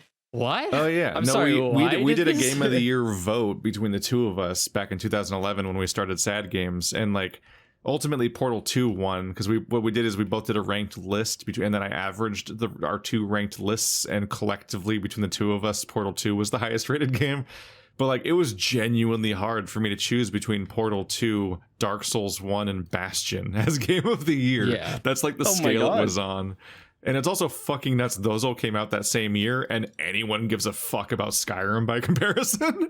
like fucking all three of those games came out in 2011. Who gives a fuck about Skyrim? Game's so fucking boring. Dark Souls broke that kind of RPG for me forever. Like it's so hard to handle games where you like, I'm just gonna flail at stuff or kind of just smack them a lot, or I don't know. Well, I mean, if it's an action RPG, the action needs to be good. The action itself, and it's almost never good. No, it isn't. But I guess that's what makes it so amazing that a game like Bastion even exists. Is that when you look at like all so good. Yeah, but you look at it again compared to things that came out during that year, and you try to think about like, man, how did they just get away with doing this? How do other games get away with not doing even half the work that went into Bastion and somehow get to rake in all of the profit? Which is, that's great. You should have a sign. Like, it's a great team. It's a great soundtrack. It's like everything about Bastion. We're gonna drive all the way to Southern California. It's gonna take 8 hours, and I'd just be like, all right, Bastion CD on loop. Let's go. Yeah, I remember the soundtrack impressing me early in the game. Oh, it's I don't so think I've ever good. even watched a Let's Play. It's really difficult to play those games. Well, it's not difficult. It's if you don't click with it, with that style of gameplay, the game doesn't really allow you to learn it in the way that Dark Souls allows, for example. I think that's why I say Dark Souls isn't a difficult game. It's just it's a hard game to beat on your first try without deaths, which is what happens with a lot of RPGs. I just beat Dragon Age 2. I died 3 times, and that's normal. It's a normal thing to do. Do you go and play Dark Souls? No, you're not going to die 3 times. You're going to die 3 times to the first few enemies in the first few levels. Fallout has a difficulty wall episode coming. Sorry, it takes a little bit more than 3 enemies to not die in Dark Souls. Like, you're gonna die. Die. It's gonna take you like kind of like 5 to 25 enemies, and then you'll be like, wait a second, I think I know what I'm doing, and then you'll meet your first boss, and then you'll like have to reassess everything you learned and go, no, I actually don't know what I'm doing. I got lucky. How the hell did I get there? Dark Souls is a very terrifying experience in like player confidence, where you're like, yeah, I think I've got something down, and the game goes, no, you just got lucky, chump, and you're like, oh shit, okay, sorry, I'll come back later. Is, like, I'm not saying, when I say it's not a difficult game, I mean it. I mean it's in the sense of you just need to adjust your expectations. You can't expect to not die. In the sense our expectations were too adjusted when we played it. That might be the case. What happened in our case, because it's immortalized on YouTube forever, the trash that happened. But what happened is that we finished the Asylum Demon situation, and then we went straight into like the fucking like the graveyard. And it's like, oh god, all these skeletons just get back up when you defeat them, and they're really dangerous and strong, and there's a whole bunch of them at the same time, and then even when you run past them, the fucking kaiju skeleton will chase you down the tunnel, and it's terrifying, and then when we go down there, people explode, and there's holes everywhere. What the fuck is this? And then finally, like after a while, we're like, we must be going the wrong way. So then we went down to New Londo. so now we're in the fucking ghost place where nothing can get hurt because they're ghosts. And we're like, and like the whole time, you're like, specifically the problem is that we know the rumors about this game being hard. So we're like, well, this game really is hard. I guess that's true. And so like the game gives you so much freedom to go in the wrong directions, which I think is kind of a mistake in the beginning of the game, and then because the game's famously hard, you don't even know how to calibrate your expectations, because you're like, oh yeah, the game's hard, so I guess this is just what it's like, I guess we'll figure it out. But it's like, no, you're supposed to find this really specific, not very visible path that goes up the side of the hill into like the waterway or whatever, past some rat, and then that takes you to the actual intro area, the upper undead burg. That's like baby shit by comparison. It's a bunch of stupid zombies that die in like 2 hits. Like you're like, oh, this was here the whole time? Took us like 3 hours to find this place. We thought the other place was just what the game was. I cut my teeth on the Undead Asylum, and it's the slow pace that did it for me. Because the game just makes you think like, you see a normal hollow ahead of you, just harmless hollow if you know their moves. But you're like, okay, let's get ready. Let's not take any hits. And then in comes the hollow with the hesitating swing, and you're like, you roll too early, and then okay, there goes an Estus Flask. Let's do it. Traps. And that back and forth all the way up into the first bonfire in Undead Asylum is what really clicked for me. And then it just kept getting better because, first off, you start dealing with a really tough enemies soon, which are the Black Knights or Dark Knights or whatever. And then you fight your first boss, which is the Taurus. It's not a Taurus demon. What's the one up top? The one in the Asylum Demon. No, in Undead Asylum. Oh, am I saying the wrong terms? The Undead Burg. I mean, not it's the Undead Burg boss is the Taurus demon. Yeah. Yeah, not the Capra demon. Right. The Taurus demon. Yeah, Capra demon's later. No, the Taurus demon. That's a fucking odyssey. If you can beat the Taurus demon, you can beat Dark Souls. Like, Yeah, yeah. Like that is That's such a brutal. If nothing else, it's like the fact that it's like that's the most Demon Souls level in all of Dark Souls, where you have to play this massive fucking level to get to the Tauros demon But it's every so good. time. So like every time you're trying to get back to fight him again, you once again have to figure out how to get through this path that can 100% kill you if you don't pay full attention every time, and you have to develop a system. Like you have to get used to it, and like And the it's game so never good quite to does that learn, to you though, as again. Yeah, it doesn't do that because it can't. Like just the when you learn it, you learn it. That's it. It's like going back to play Dark Souls 3 again. If you beat it once, you're just gonna. It's like New Game Plus, even though you're playing on, with a new character, because you know every move. You know, I mean, you may not remember exactly all the timings, but you remember the level design. You know where to look. You know what you need to do. Everything is different when you're learning, and the learning in Dark Souls is just brilliant. It's so well done from a mechanical level. I'm not even talking about just the. Obviously, I think I think it isn't as well done as it should be. The whole letting you go down into the catacombs or in the New Londo area. It's just like they should just have a yeah. They shouldn't have the way they did, because the problem is it's possible to kill the skeletons up top. If it weren't possible to kill the skeleton up top, you never would go down into the catacombs. If you had to have like a blessed weapon or something, or had to activate like like ring the bells to let the skeletons be killable or something like that. It's something simple like that. You could do it like that, because the second bell. Yeah, you never need to go into the catacombs to ring the second bell, do you?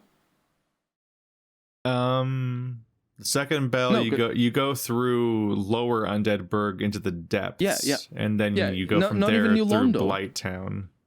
Yeah. All that area is just after ringing the bell, so it's like New late Londo's game. for Four Kings. Yeah. I did a gimmick run where I specifically killed the Four Kings before ringing the bells. So you have one of the four Great Souls before ever even knowing that the Great Souls exist or why to get them, because you just have to. Power. You just have to go through New Londo, obviously, and then you also have to go through the garden to kill Sif, because that's the only way to survive the fall to the Four Kings. But yeah, it's the only one of the four souls that's not locked behind one of those golden gates, those golden fog gates that dispel when you get the Lord Vessel. I saw one of them once, and I was super confused. I was like, "What in the world? Yeah, what is this? There's other gates? What does this mean?" I don't know which one I saw. I think I saw the one that goes up to the Scaleless, the castle, the Scaleless. Yeah, that makes sense, because the Duke's archives are right next to they're in Anor Londo, and so you just they just have to gate you. Like you can't go left, go straight and go to Ornstein and Smo. You can't go left until you beat them. But I think like if I remember correctly, the only time I was 100% lost and I didn't know how to advance was in Anor Londo, where I couldn't find a rafter that you had to drop into to proceed. The one where you even go to the room with the painting, the big painting. Yeah, no, there's really confusing elements here and there. Like you have to. It's go to like scurry along the flying buttresses or whatever the fuck words are for that stuff. Because the way forward just doesn't work in Anor Londo, so you have to it's part of the DNA of the games a little bit, is like that kind of fucking around, but like they kind of want you to feel like you're breaking the level a little bit, and then a lot of Anor Londo is you feeling like you're running along parts of the level that are supposed to be the non-interactive part. Yeah, it's really cute. Yeah, but I was genuinely lost there. I did not know how to advance. Fortunately, I was playing the game on stream when I first beat it, and somebody said, "You didn't look hard enough," and then I found it. Look harder, dummy. Yeah. It's a really interesting game. This is going back to action RPGs not being like Dark Souls. I honestly think that the next Elder Scrolls game, I don't know about the Starfield or whatever, because I don't know what kind of game it's going to be, but the next Elder Scrolls game has to have Dark Souls-like combat. Not Dark Souls-like difficulty or enemies, not that. Specifically the combat style, where you have this ponderous swing of a sword or an axe or a weapon or a spellcaster, and the locking on targets and all that sort of stuff.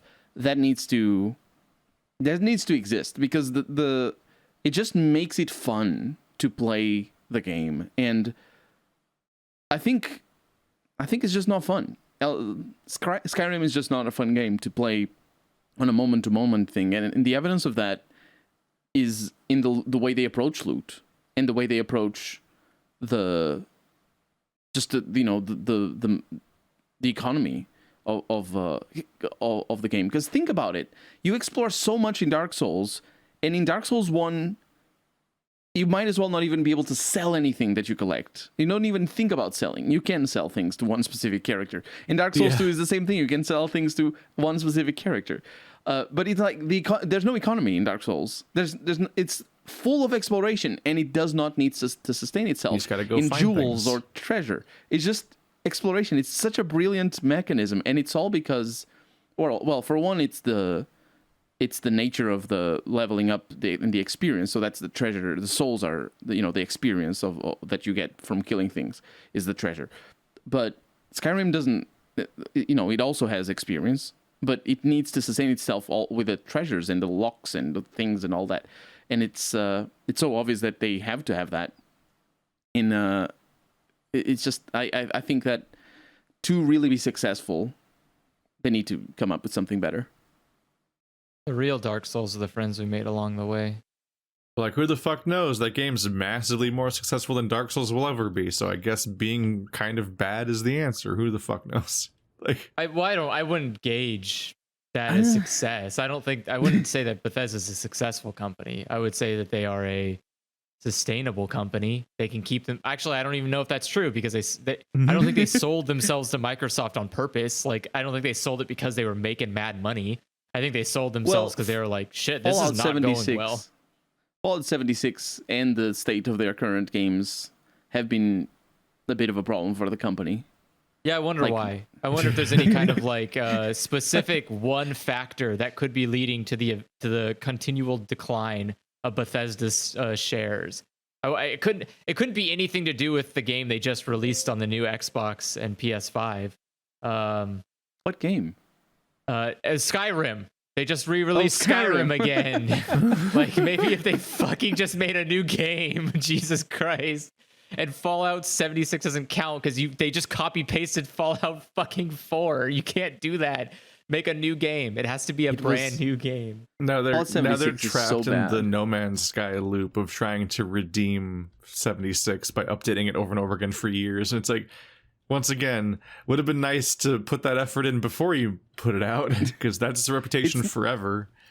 It's never going to happen, though. Fallout 76 is a game, because you're always trying to bolt shit onto a game that's already live, so you can't fundamentally change it. You can just keep trying to that too. I didn't even think about that.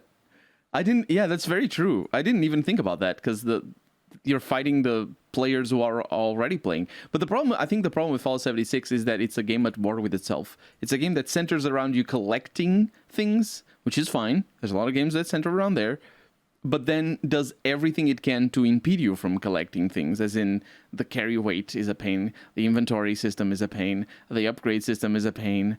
You can't replicate Minecraft by being harder to play than Minecraft, and Minecraft is way too hard already. And they try to make it a Minecraft game where you just have the mixture of building and surviving, which is fine. There's a lot of games that try to be that, but you need to make it so much easier to build, and that game is just so difficult. It's unbelievable. Its goals are confusing, because it's like this Borderlands Minecraft, and I'm like, those things don't actually match. They don't necessarily combine in any meaningful way. So you just randomly grab bagging things that are popular at the time and mashing them together into a game. And I'm like, what was popular, Bethesda? Fallout. Maybe you should just make the Fallout instead of other people's games in the Fallout. Like, Fallout was fine. It wasn't. 4 was bad, but trying to make the next game be like, because they pulled like a fucking Epic Games, like fucking, we're gonna just be cowards and steal somebody else's genre instead of making the game we were trying to make. And it's like, that's not all right. It worked for Epic, I guess. It's a really depressing thing to see happen to like one of the only AAA RPG developers, though. especially since like Bethesda is one of the few people that actually, and it's fucking very variable impact, I guess, but like they're even one of the handful of RPG developers that would make some of the games I would actually call RPGs.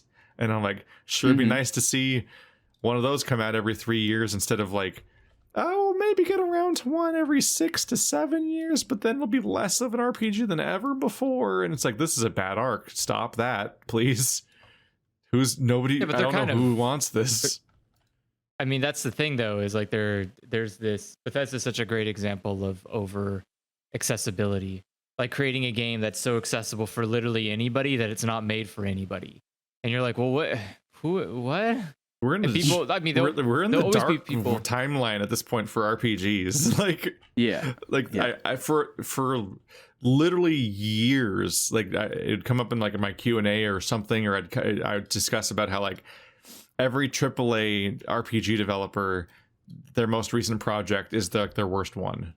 And like they're all going downhill collectively, and the one shining beacon is CG Projekt Red, who had made at the time like Witcher 3 and its expansions and so on. But now even them, the one exception, also only has an appallingly bad project as their most recent game. And it's like, oh my fucking, what is wrong? What is wrong with the entire industry? Something needs to be addressed here. Like, capitalism has failed. It's time to rebuild the system, apparently. Like, it broke video games. They can't make video games anymore. No one can make video games. No one can. Yeah, that's true. And if you look elsewhere in the industry, it doesn't necessarily get any better. You're just like, what the fuck is happening? It's just that if we expand our horizons far enough, we pick up on all the great gems that have come out over the years that somehow feel that are fewer and far between.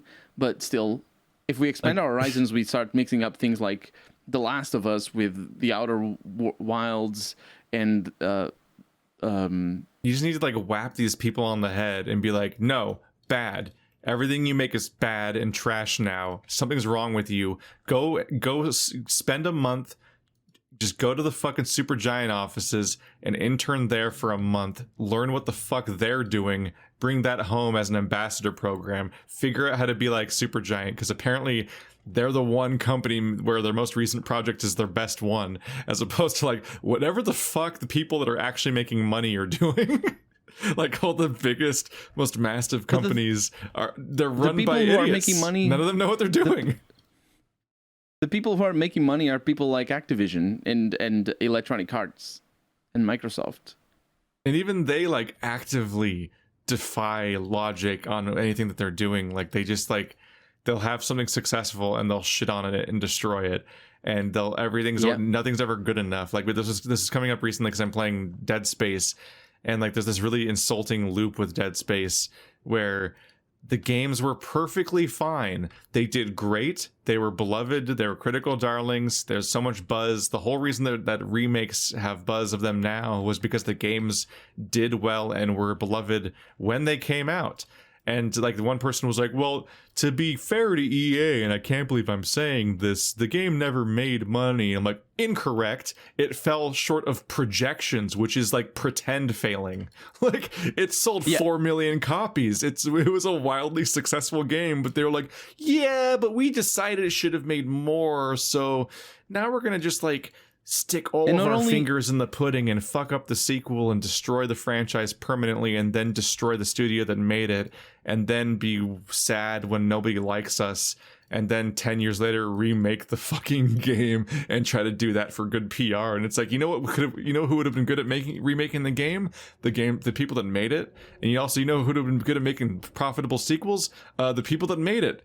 Too bad you fucking deleted them from existence, and now they're like, oh, now they're a bunch of fucking indie devs. They're gonna be like over here making, I'm making the spiritual successor to the game I once made because it's mismanaged into oblivion, and now I've got to make pretend Mega Man and pretend Dead Space and so on. Which is like boring. I really hate the word spiritual successor. And because all spiritual successor is somebody saying, I made a thing that you liked, but it's not as good as the thing you liked. And you're like, We had Well, a how whole would you extended fucking we, make all, that we had a then? whole Like- extended discussion on this podcast in the past about how like Yeah. the worst parts of Outer Worlds are the parts where it's a spiritual successor to New Vegas and trying way too hard to be a shitty Bethesda game, when the whole point of Outer Worlds was that it was the return of the developer from before the Fallout was a shitty Bethesda game, but they were painfully making it as a Bethesda faithful game, and now their legacy is still chained to making a shitty Bethesda game.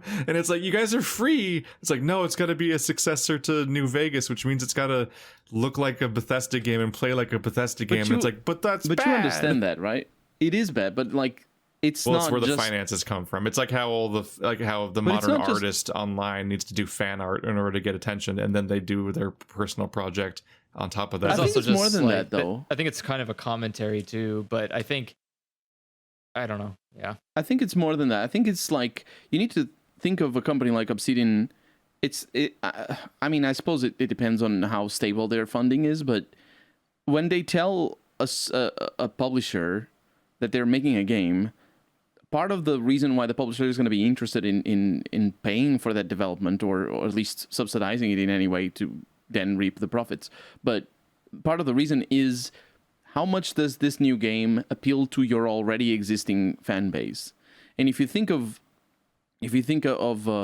Obsidian, most of their fan base comes from New Vegas. It's by far and away their most popular game. It sold 12 million copies. It completely overshadows everything else they have made. And while I think it's an amazing game, personally, I don't think it should be represented. It even is representative of who they are as a company. So they definitely are. They definitely are sort of holding on to it, to New Vegas in Outer Worlds. But I think the reason for that is because that's their fan base. That's the people who have played any of their games. They played New Vegas, so there has to be like a touch point. And I agree with you that it is a worse game for trying to be New Vegas too, in a way. It doesn't do it every time. It doesn't try to be every time. It is a worse game for it, but I think there's a market reason, which... Oh, absolutely. Yeah. But it's weird because their publisher... publisher doesn't... I forgot the title, but aren't the old Dead Space just making a new Dead Space game now? But it's called something else? I don't follow there. No, they're literally like just remaking Dead Space. The EA is remaking Dead Space, but I heard the real developers of Dead Space are also making a game that's a spiritual successor to Dead Space. And then we got the fucking it's the guy that made Mega Man, made Mighty Number 9, and the guy that made Castlevania made Bloodstained, and the guys that made Shenmue 3. Turtle Boys made fucking Back for Blood.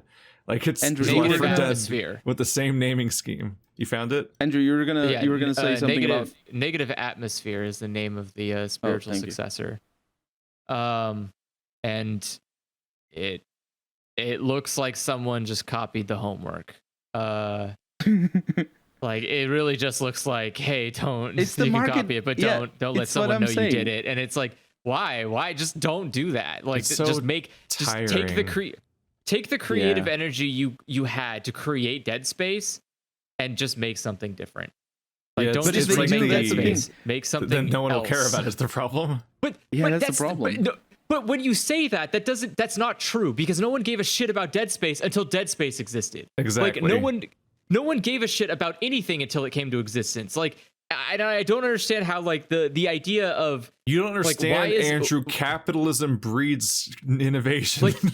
Let me... So to put it in Yes. perspective, Outer Worlds is published by Private Division. And you know what else Private Division published?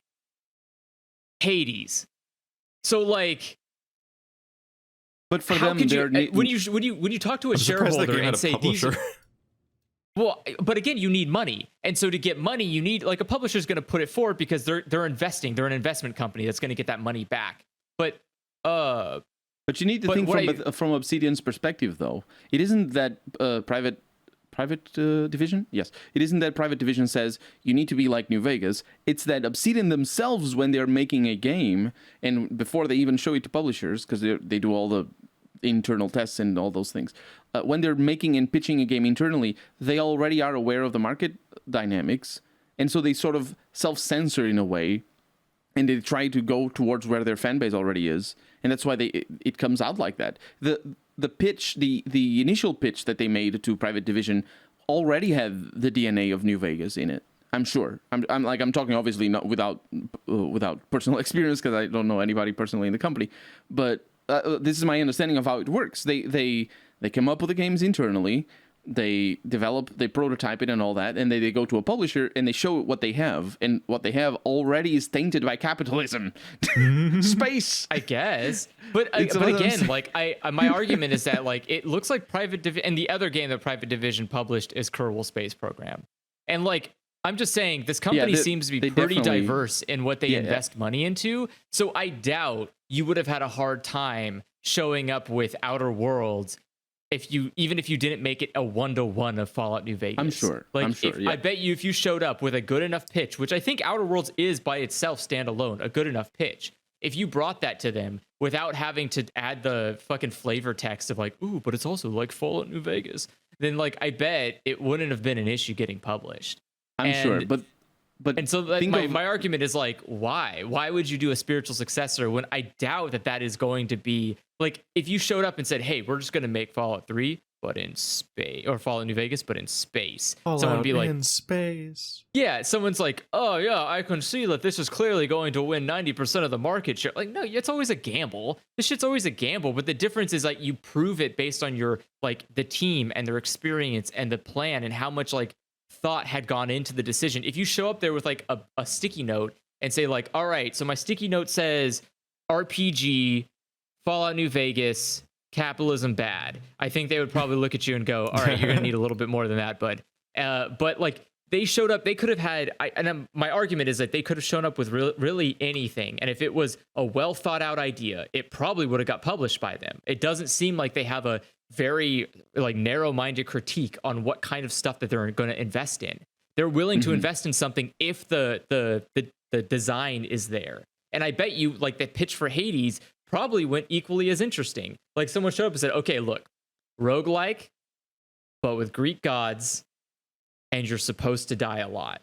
And someone probably went, okay, all right, sounds pretty good. Like, I still think that the sort of breaking point happens earlier than showing it to any publisher. It's the pitching inside of the company. It's whoever decided to hire Tim Kaine and Leo Boyarsky, who were the leads for them and were the leads for Fallout 1.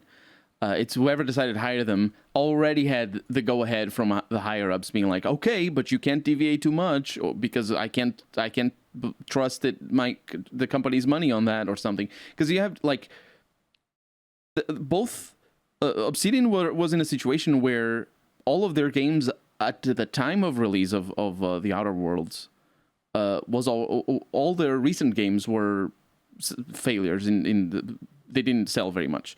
Pillars of Eternity 2 didn't break the 500,000 sales until like a year later. And the other one that they released, Tyranny also didn't sell more than, I think it was 300,000. And these are old numbers, so maybe they've been updated.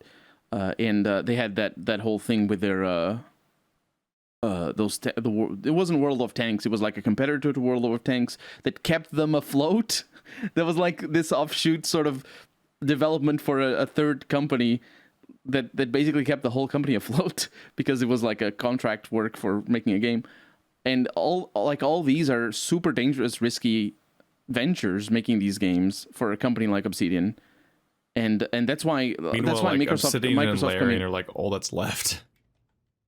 Yeah. But that's why Microsoft coming in and being like and asking them specifically, what games do you want to make? Don't consider budget. What games do you want to make? And those reportedly those were questions that were being asked before, in the interviews that Microsoft made with them before they decided to buy both. Because Microsoft bought both Obsidian and In Exile, who made Wasteland and who made Bard's Tale. So they have two. And that's a game that feels like it didn't even have a publisher. Yeah, I don't think it was published by Microsoft. It was supposedly published. Yeah. Wasteland 3 was published by Microsoft supposedly, but Was like it? Yeah. it doesn't feel like it was funded by Well, I anyone. think I think Wasteland 3 was it's sorry. Wasteland 3 Yeah, makes me sad. Did you Wasteland finish 3 it yet? definitely feels bad. What? Sorry? Did you ever finish your Wasteland 3 series yet? I did. I finished the DLC as well. How'd that go? Also, yeah, it there's wasn't- DLC. Oh god. It was not published by Microsoft. It was published by Deep Silver, Deep Silver. There you go. who is notoriously known for only publishing the best games. Like, Oh, wait, is the The company Island wasn't it the games. company was bought by Microsoft? I think in Exile's case, yes, they were They're bought purchased by by Microsoft. Microsoft, but the game's not published by Microsoft. That's weird. Yeah, because they're So they're not previous getting- deals. yeah. They're Yeah, older so, deals. like- yeah. So Microsoft isn't like directly giving them money to make this game or to publish this game. So what does uh, Microsoft do? No. For the new games, that's how it works. Basically, they in case of In Exile, they're just a Did that branch game of have a Microsoft publisher now. before Microsoft bought it? I don't know yes, if that's Deep how it Silver works. is. And that's Wasteland why 3 was Outer already Worlds, that far in production. Yeah, I it's don't been in development see- since 2000, since basically Wasteland 2 came out. How weird is it that Obsidian now has like a survival multiplayer game with ants? I don't think I they haven't are played it owned yet. by Microsoft. I want to play that In game. Exile? Are you sure? Deep Silver. Oh, Deep Yeah, Silver I don't- isn't. No. yeah, I don't It's an think old. Deep- Yeah, it's No, sold contracts. You know how it goes. I don't think Deep Silver's owned by Microsoft. I think No. they're just No one, yeah, no one they're- thinks and Deep so Silver they're- is owned by Microsoft. Oh, sorry. You think In Exile's owned In by Exile, Microsoft. yeah. Yeah, which is why So, it feels yeah, weird that they have a game being published by someone else.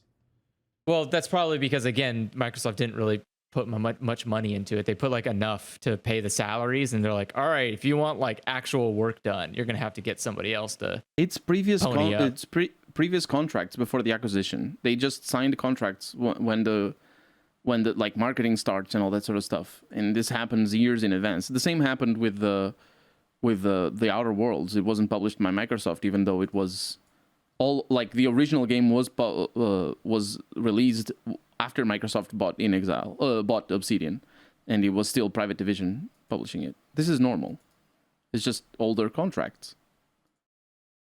I guess it just Yeah. I don't know. I guess the point I'm trying to make ultimately is just that you can't. There comes a point where you can't create good stuff by trying to plot out its profitability. Like at some point you can't. There is no math to figure out why Among Us made as much money as it did. There's not any kind of like crazy statistical bullshit you can pull out of your ass and go like, oh yes, if we just create Among Us but with giant butts, we're gonna make so much money. Like there's no. It's really not fascinating gonna how figure the that industry out. simultaneously has like really interesting and exciting new things that come out of nowhere, but also like all the powers that be are just like it's like I talked about the Ouroboros of like Nintendo and an infinite loop of remaking its own games, but it's like an Ouroboros Hydra, which have fun drawing that idea and figuring out how to make that work.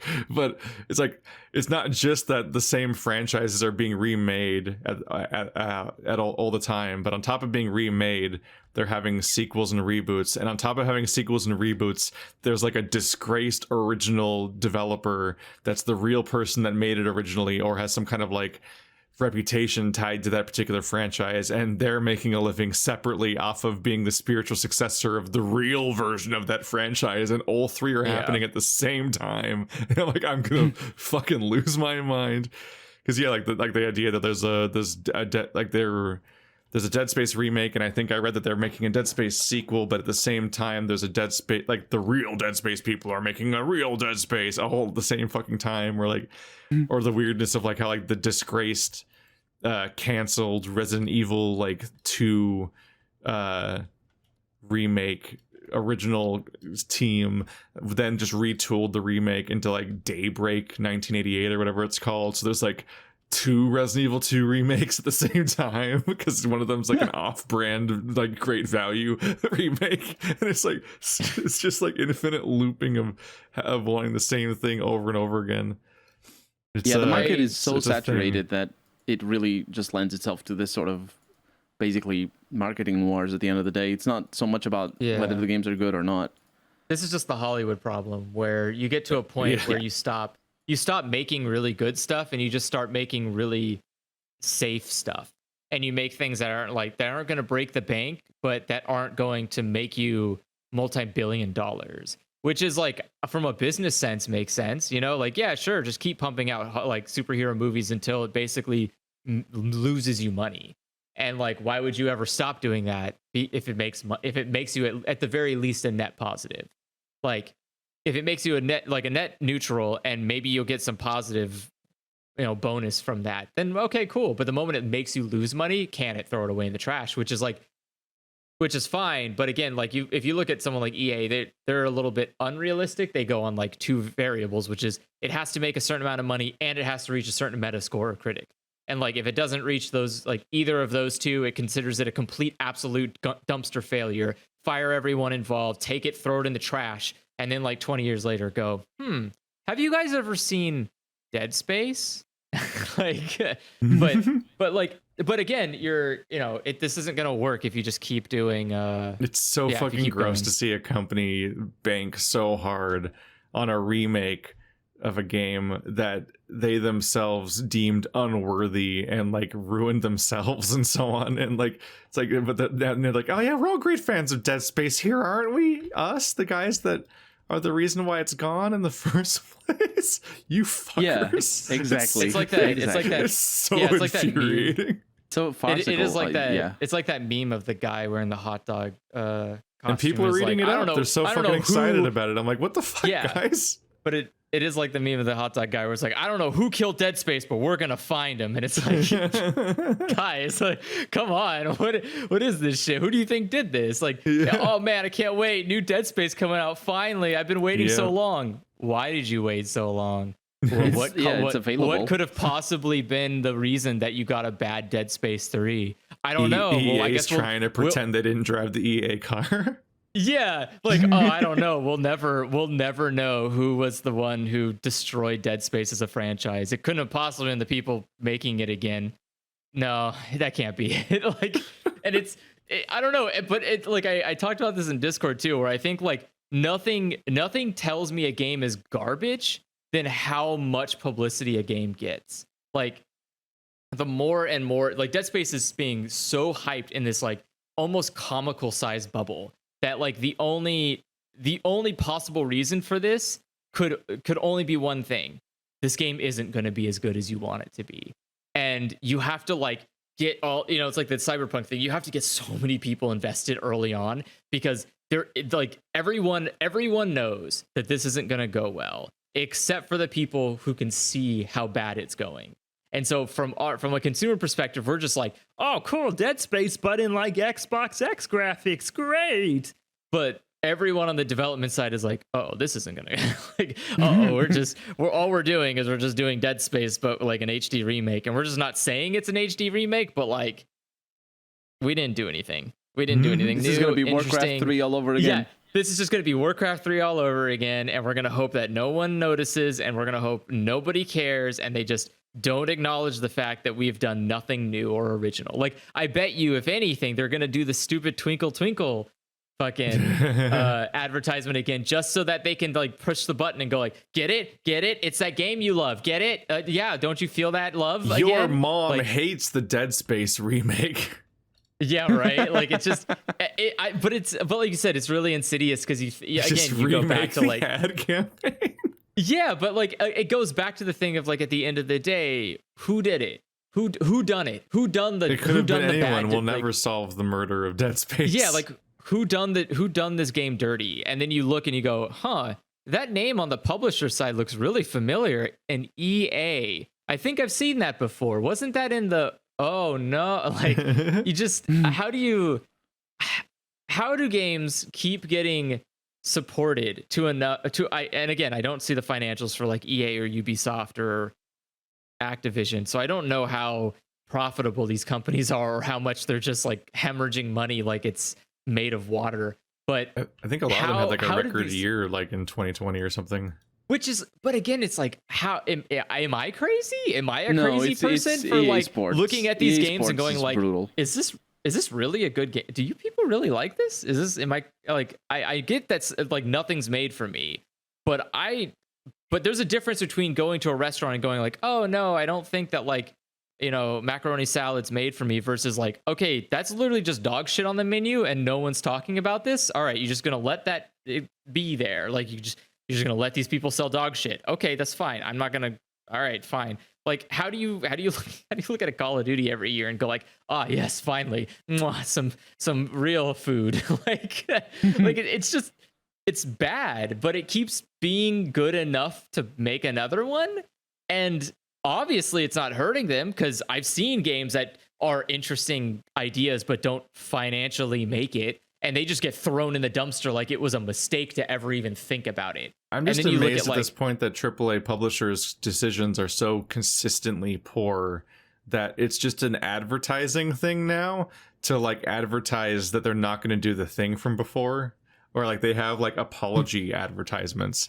Like the what is it, Jedi Fallen Order and Dead Space's remake are both specifically advertised about how the EA behaviors that won't happen this time, like microtransactions and things. Like there's just an apology as like a bullet point. It might as well be on the fucking box, basically. Like that's part of the advertising strategy, is just like preemptively saying, we're not going to do those EA things, we swear, until this game's successful, and then we do it in the sequel.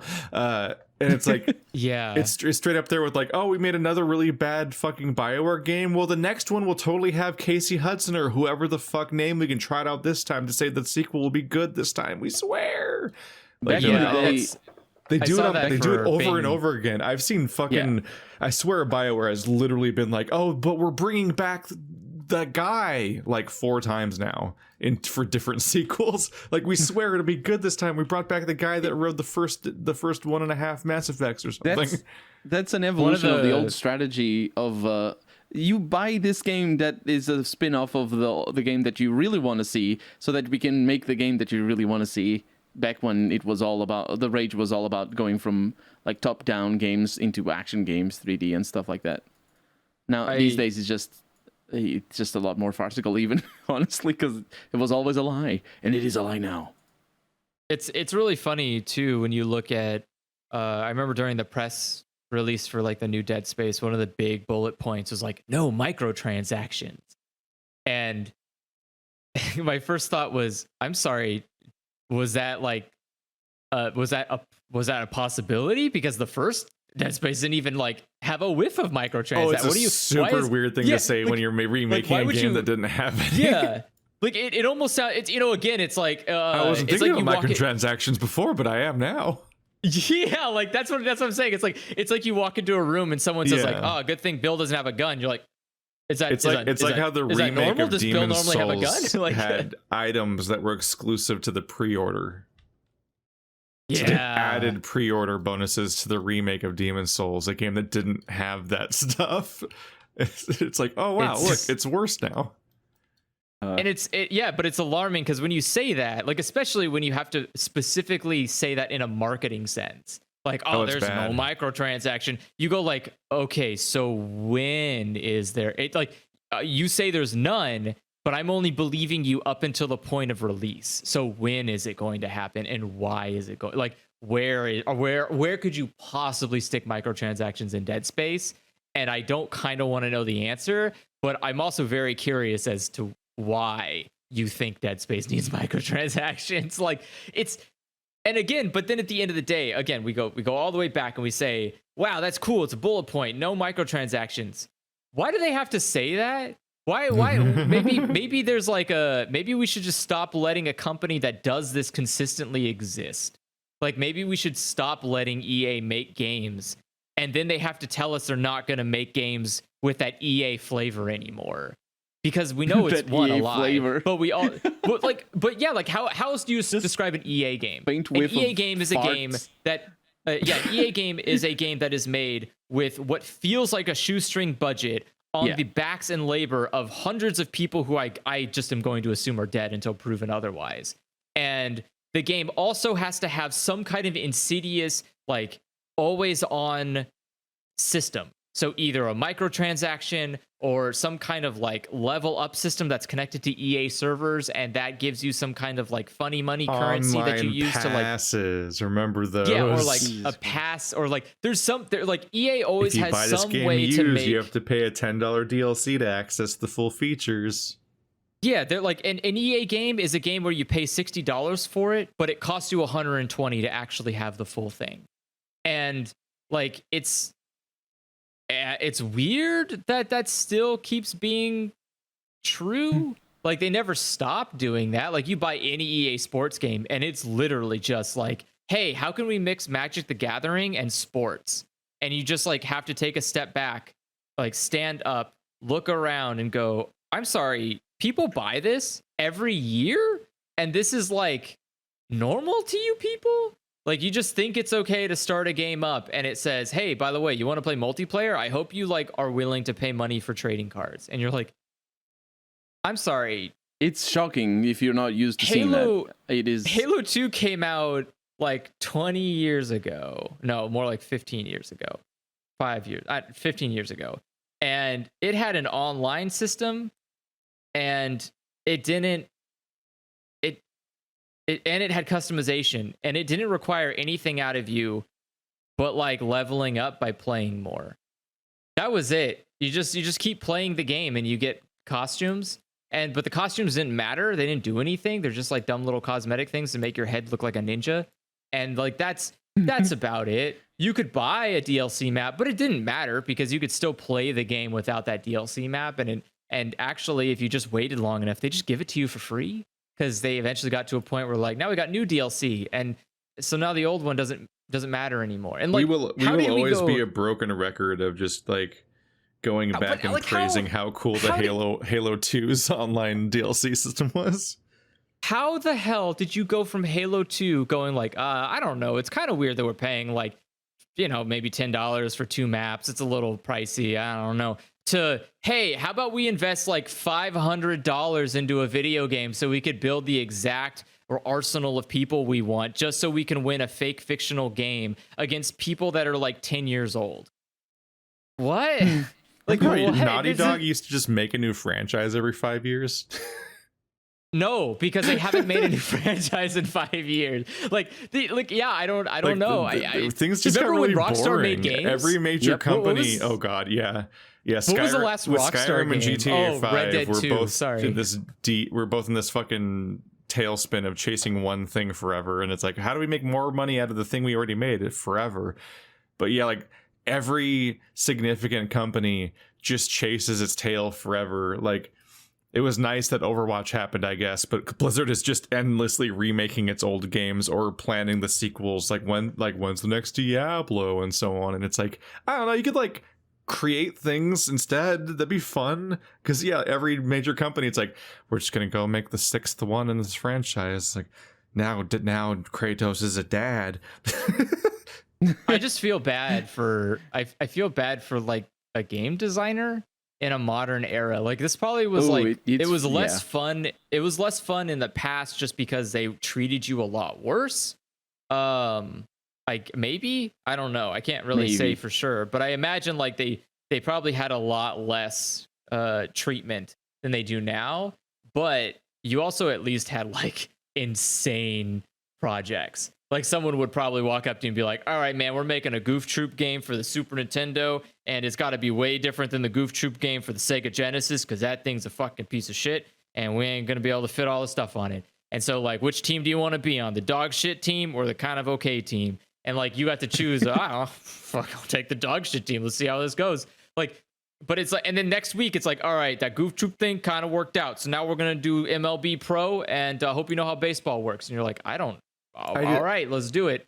But like nowadays, it's like, all right, man. I guess like these companies died, but I just think about how sad it was. Like once upon a time, like it'd be like you look at the developers of like Deus Ex and like Anachronox or even like Rareware on the 64, like they were just fucking making 3 different entire IPs per year, and most of them didn't get sequels. They just like, this is what we're doing. Here comes Blast Core, here comes Perfect Dark, here comes Jet Force Gemini. Let's fucking go. Conker's Bad Fur because Day. You had to. That was the crazy thing. Like you had to keep, because like no one wanted, everybody everybody agreed that a sequel was like a thing that only was reserved for the best of the best. Like if your game sold an exponentially high amount of like copies, okay, let's do another one. I think people like that. But otherwise, it was a rush to find gold. So you got to keep making new shit every single day until you find that gold nugget. And that's why my argument was like, now you just like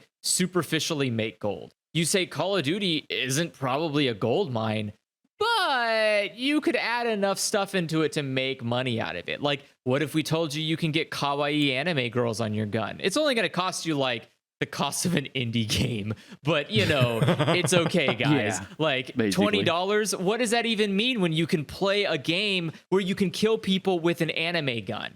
Wouldn't that be fun? And like, what? Like you said, like Rare came out with 7 different game franchises in the course of the development cycle for one Call of Duty game. And you're just like, I don't know what happened, but there's been a systemic failure in this industry because like how do we have like the 8th Call of Duty game, but we only got like 2 Perfect Dark games? Like what happened? The problem, I think World of Warcraft happened. I don't know. No, what happened was that all the publishers got bought up by all the bigger publishers, and then it became this like pseudo monopoly where you go like, okay, there's only like 6 big boys, and everyone else that kind of exists gets to make one game, and either it does well and they get bought up by one of the big boys, or it does horribly and they get bought up by one of the lower end of the big boys who just kind of like want to take 2 or 3 people from the company and then just can the rest of them, but like, you know, you still get to go to a big boy company at the end of the day. Like it's weird. I don't know. Like you just, like what I'm saying about World of Warcraft. Did Obsidian need to get bought? Like did Obsidian really need to get bought? I think Obsidian was doing pretty good, right? Like they. Yeah. Well, I mean, they weren't making. They weren't multi-billion dollars. Yeah, but they weren't going bankrupt. Yeah. But you know, they made a really good game once. They made new franchises. They had. But yeah. Absolutely. Like, but why? Yeah, but then why did they need to get bought? Well, because it's probably cheaper. It's probably more affordable. It probably was a good deal though. Like all things considered, Microsoft bought like 6 studios in a single year. And I don't know like what again, this all comes down to investment. So there is a board of directors, and that board of directors is saying like, oh, Microsoft's going to pay like $1 billion for us? I'm fucking out of here. Sell this fucking shit, right? Fire. Yeah. And, you know, the moment you get your little payout, you just like trot along onto the next dumb little studio and be like, I'm just going to do this investment again. But no, like, they probably just retire because these are old people by now. Like Fergus acquired, and I think it's still part of the studio, but Obsidian has been around since 2004. That seems so sad to like think about the fact that you get like companies get like basically 2 to 3 shots to make anything that will set them apart from the rest of the industry, and either they make enough to survive. You either completely crash and burn, or you live long enough to see yourself become the villain, and that you will now make that one thing forever, and that's all you do now. Yeah, but like and then you have it's like being weird a YouTuber. Studios, but then you have weird like offshoot studios like Double Fine, which like somehow managed to keep itself afloat for like they did. No, Microsoft owns them. Failed continuously. Well, yeah, but I'm saying like somehow they like kept continually failing upwards. No, even though like no, you don't think so? They kept like releasing games, and they were such a shit show almost the entire time they've existed. I guess that's true, but remember they never when you and me and Marty playing like, their fucking space management game, which was a Kickstarter they just abandoned. One day they were just like, you know what, fuck it, this is the 1.0. We're never gonna talk about this again. We're just gonna stop developing this failure of a game. Like that's Jesus. Or like how they had the largest Kickstarter ever for their adventure game, and then they still had to be like, fuck, and just like release half of it, and then use the sales of the first half to fund making the second half.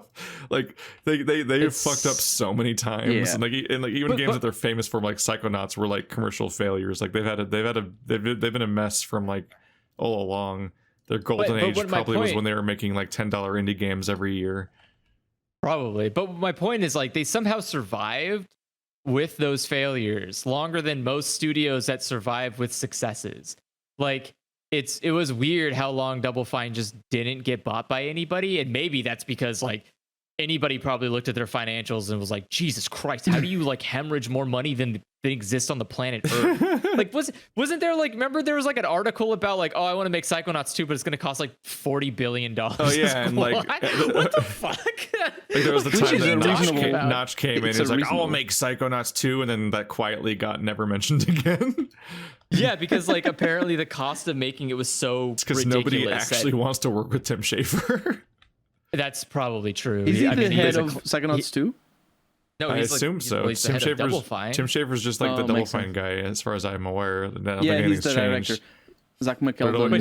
It always seems like just the way that he runs things is fundamentally like something is wrong under the hood in like a Peter Molyneux sort of way. And whenever somebody gets a look under the hood, they quietly distance themselves from the project. Yeah, he is basically like just a snake oil salesman. And he continues to like survive, even though he definitely should have gotten like his company should have been like boarded up and shot into space like decades ago. Yeah, I'm not sure I wouldn't call him like a con man or anything like a snake oil salesman, but I think he is just kind of a con man. It's every time it comes up, it always seems like there's just something wrong with how he runs his business. And I know this will sound weird now, because now it's like, oh wow, Psychonauts 2 came out and it's his best game he's ever made, and like people are ranting and raving about it. So any naysaying about Tim Schafer will sound weird right now, but like he has such a bizarre legacy of running a company, and it's never seemed to work out. Let's not be generous here. Tim Schafer isn't the reason Psychonauts 2 succeeded. Microsoft is the reason Psychonauts 2 succeeded. Did Microsoft I guarantee you.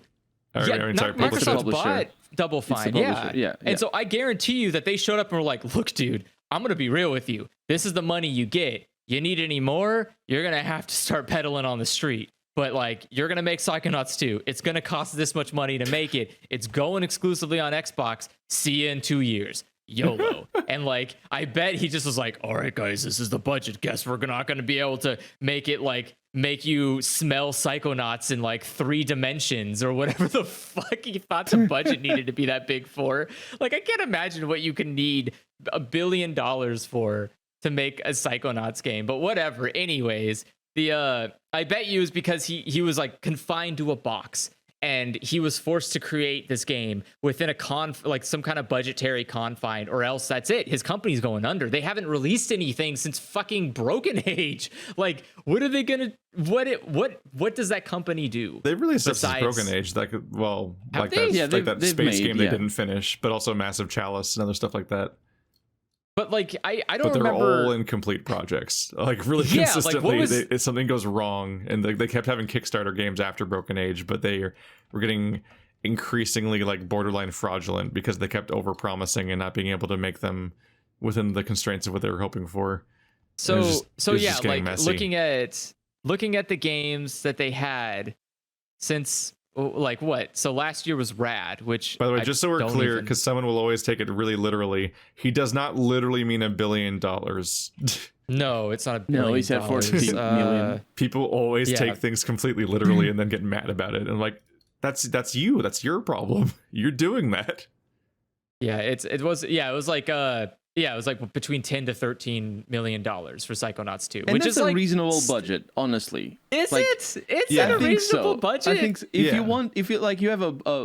you have like an ideal game in your head and you have a sequel in your head, like you know what you want to do, and then you estimate more or less having 50 to 100 people working on it over the course of 2 years or something like that, and then you need to account for, all the bureaucracy that comes after having all those people. That's a reasonable budget. Yeah, that's not. But remember, this is by like one person funding that. Like $13 million from one person is a lot to ask. That's the problem. Yeah. Like, absolutely. Could you imagine like that? And that's the problem I'm saying is like he literally all he could do is just knock. Hey, can you give me $13 million? People are like, no, we're not going to just give you that. Like, and I imagine the Microsoft deal was not that easy. I imagine it wasn't that simple. I imagine it was a lot. Like, again, it had to have had constraints on it. That budget has to have been way overinflated. There's no way that he's like, I need $13 million to make Psychonauts 2. Possible. Like, come on, man. Like, maybe, and again, maybe this is also because you're asking for budget for something with no, like, you have nothing to show for it. I can't imagine they like, what did they make Psychonauts 2 in the Psychonauts 1 engine? It was like, okay, here's the entire thing. I don't think $13 million is as much money as you think it is. Like for game development, I think it's a modern lot like of money. 3D game. Like that's what games kind of cost. Yeah. Is it? Yeah. We had a similar conversation about or argument back in the day about the Double Fine Kickstarter, where you were like indignant about the idea that they could ever spend that much money on a adventure game, and it's like games cost way more than you think. That you got to pay a staff, like that adds up so fast. And I understand that. I guess my point is I am assuming that money isn't accounting for staff payments. Like, no, of course it is. That's the budget. It's not materials. It's a digital product. Yeah, well, but that's what I'm saying is like if it's all staff, then like, god damn, that seems you got to run a company. That seems like a lot of staff. No, it is. A huge amount of the budget of a game is just I'm gonna pay these many people for this long, basically. Quick math: 50 people earning 100,000 a year are 5 million a year. 100,000 a year. That seems a little much. Do you think it's much? I don't. I'm just saying. 100,000 is a lot of money. Okay. That's so like a higher. That's like a 3-level management budget. Like I would imagine the average developer's making like. I would imagine the average developer's like 60 to 70. 60. Let's go with lowball because it's the gaming industry after all. 60. That times 50. That's 50 people working on a game. That's 3 million. And it's 3 million a year, right? Was that per year? So it's per year, right? And no remember, a lot of this.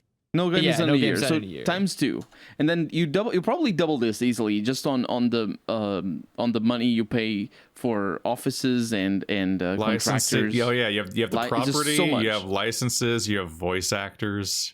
Yeah, but let's just say that you don't double it. Just 1.5. Just add. You got to get that has-been hotel money.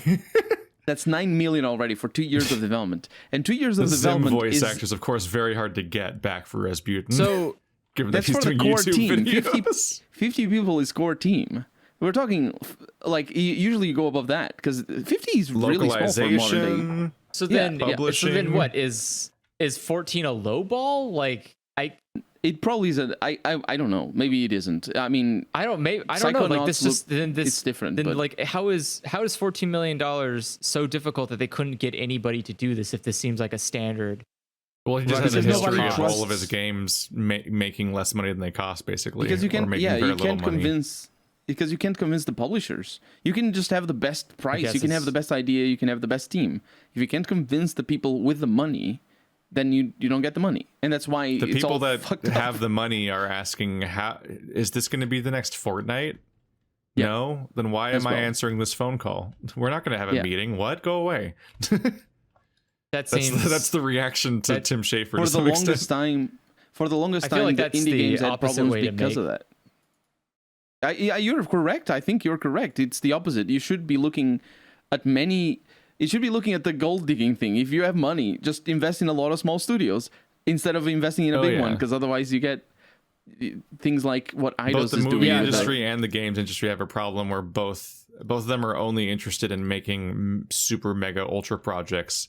Like how that one company like Universal could have just made a bunch of monster movies with reasonable budgets and they would have turned back a profit, but instead they're like, no, it has to be like the Marvel Cinematic Universe. This is the fucking Hollywood horror monster cinematic universe, and they made the Mummy movie and then gave up because it didn't work out. I'm wondering, like, would you have made more money investing in small studios? Like, if you took all of your money and I wish all of movies was like Blumhouse Studio. Yeah, like if you took all of your money and invested into small random indie shit, like I think they even have a website for this specifically. Like the Golf with Your Friends game was on it. Yeah, like why can't all of video games be Devolver? Yeah, why isn't every publisher like that, where you're just like, okay, I'm gonna look at 15 different really small crazy ideas. Let me go back. I'm gonna invest in those, and one of them is gonna turn a massive profit, right? Let me go back. But you're on the point though, Andrew. Let me go back to what I said. World of Warcraft happened and ruined everything, because what you just said is one of them is going to make you $1 million, or it's going to make you a bunch of money. But for that to happen, you need to be making things like World of Warcraft. You need to be making things with recurrent user spending and engagement and whatnot. And that's why they all suck. Yeah, because if you're fishing, you need to fish with the what's the word? For the thing? You need to chum the water. You need bait or whatever. You can't look into having a game like World of Warcraft that lasts for 2 decades, gaining you millions and millions every year, if you don't make games like that. If you're going to be making Psychonaut-like games, you're not going to look into having one of them be World of Warcraft, right? You need to be... Yes. Right? It's just... yeah. And that's why that's why it changed the industry into the publishers not... It's not that the publishers don't think that they can make money, it's that they don't think they can make as much money as they want. And so they instead of them fishing with indie games like Papa the Rapper or Tony Hawk Pro Skater or stuff like that, instead of them making weird games like that, they make weird games like Marvel Avengers and whatever crap BioWare is up to these days, and Fallout 76. That's what they do, because they're fishing with the tools that they have, and the tools are predatory. Yeah, I don't know. What's the name? I'm just thinking, like, Daddy. how much money would you have made? How much money would you have made if you invested? Like, and I get it. There are, obviously you can never know which game is going to be a gold mine, but like, I imagine if your investments are diverse enough, just like you would with a normal stock portfolio, you wouldn't just want to put all your money into Tesla and hope it does well.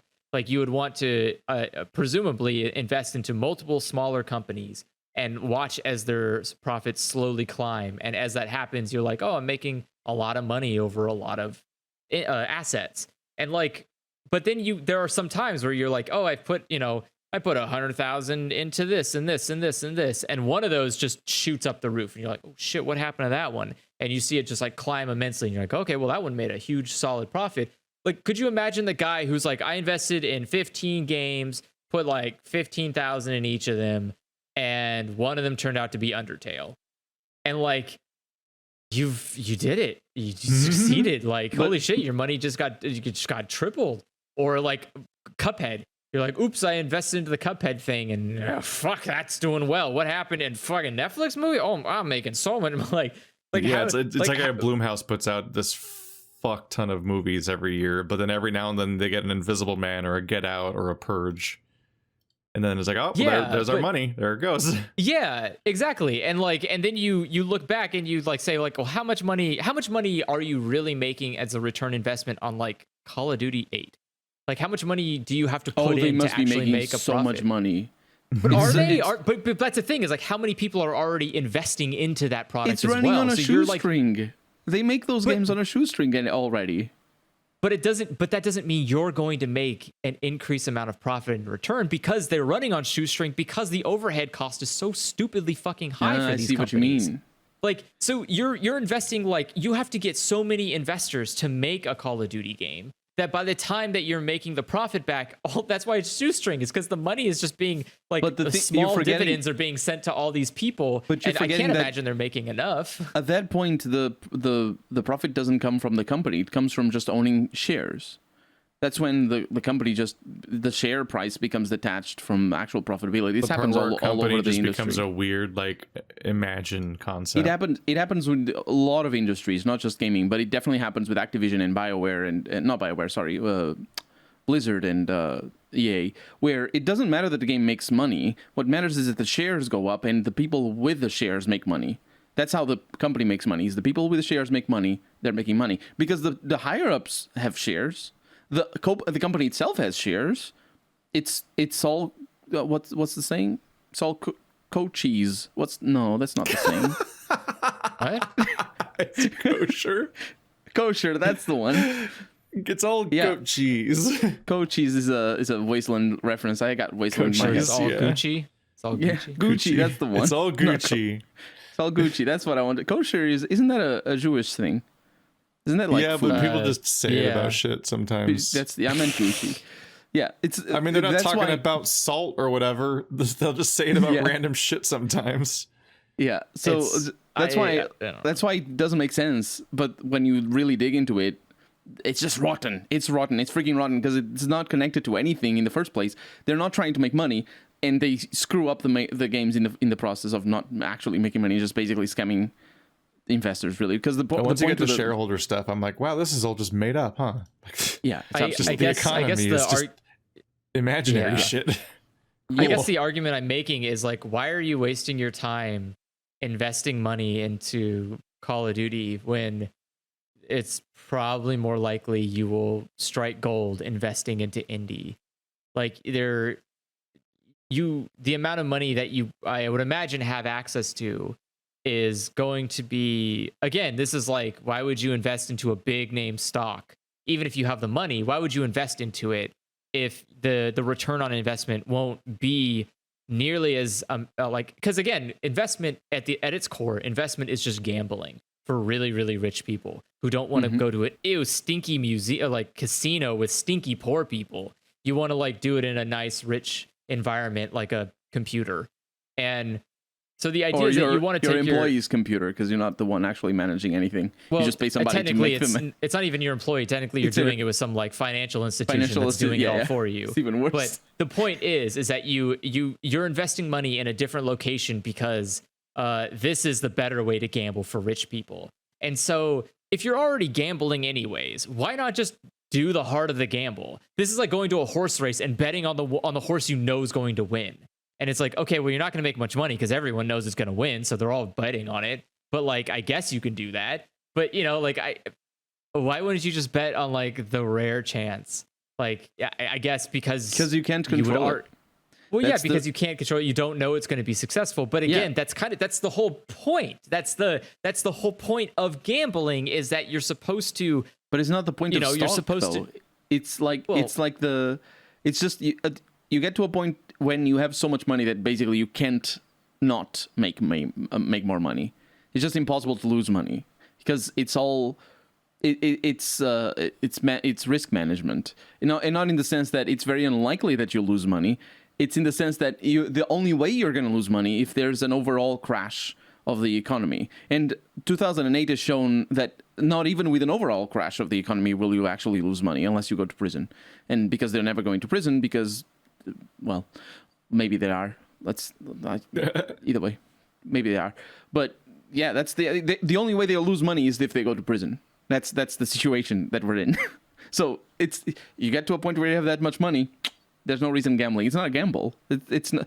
It is you're right in saying that the stock market is gambling for rich people. It is, but when you own companies and you own things, you own so much money that you actually your decisions affect companies like Microsoft and EA, then it isn't a gamble. It's just par for the course.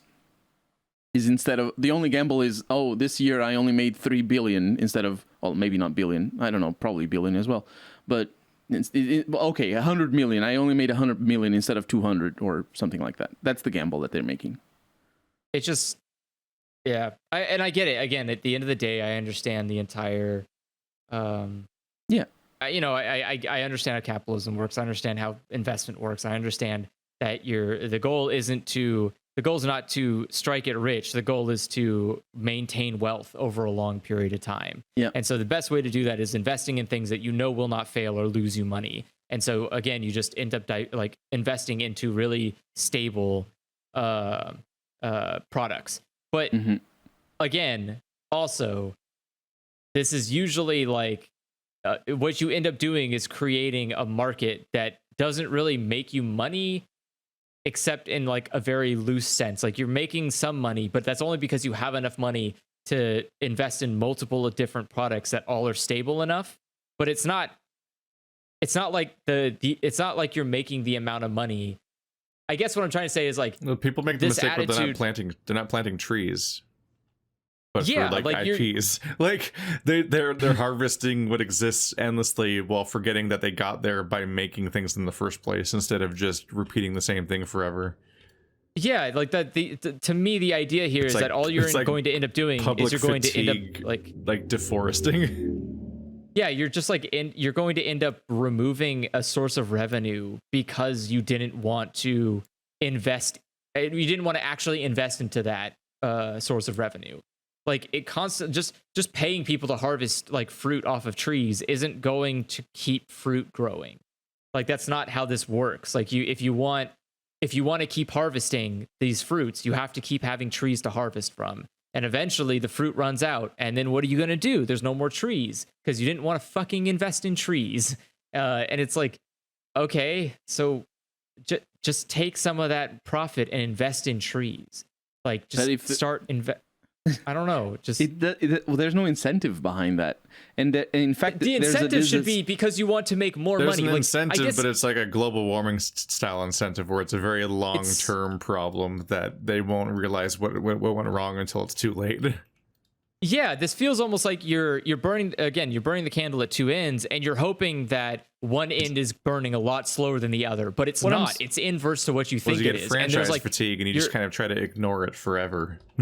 Yeah, it's like I see it going to a point where like you're, constantly as time goes by, the more the time goes by, these bigger and bigger franchises are having less and less draw, and people are more and more interested in unique or different franchises. They're more like the big money isn't going to be in making like the third or seventh installment of anything. It's going to be someone saying like, "Hey, someone made that thing you really like. But without all this hoobabaloo that you hate," and they go like, "Oh, okay, that's pretty cool. I'll give it a shot." And like, "Oh, it's affordable. It's not even as costly as the thing that I like playing. Oh, okay, well maybe I'll give that a shot." And like, eventually, it's gonna, there will come a point where like it becomes so, just like everything else has been in capitalism, I guess, is just like it becomes such a homogeny of like, oh, there's only the big players, and that's only where you can buy stuff from, and they all own all the stuff.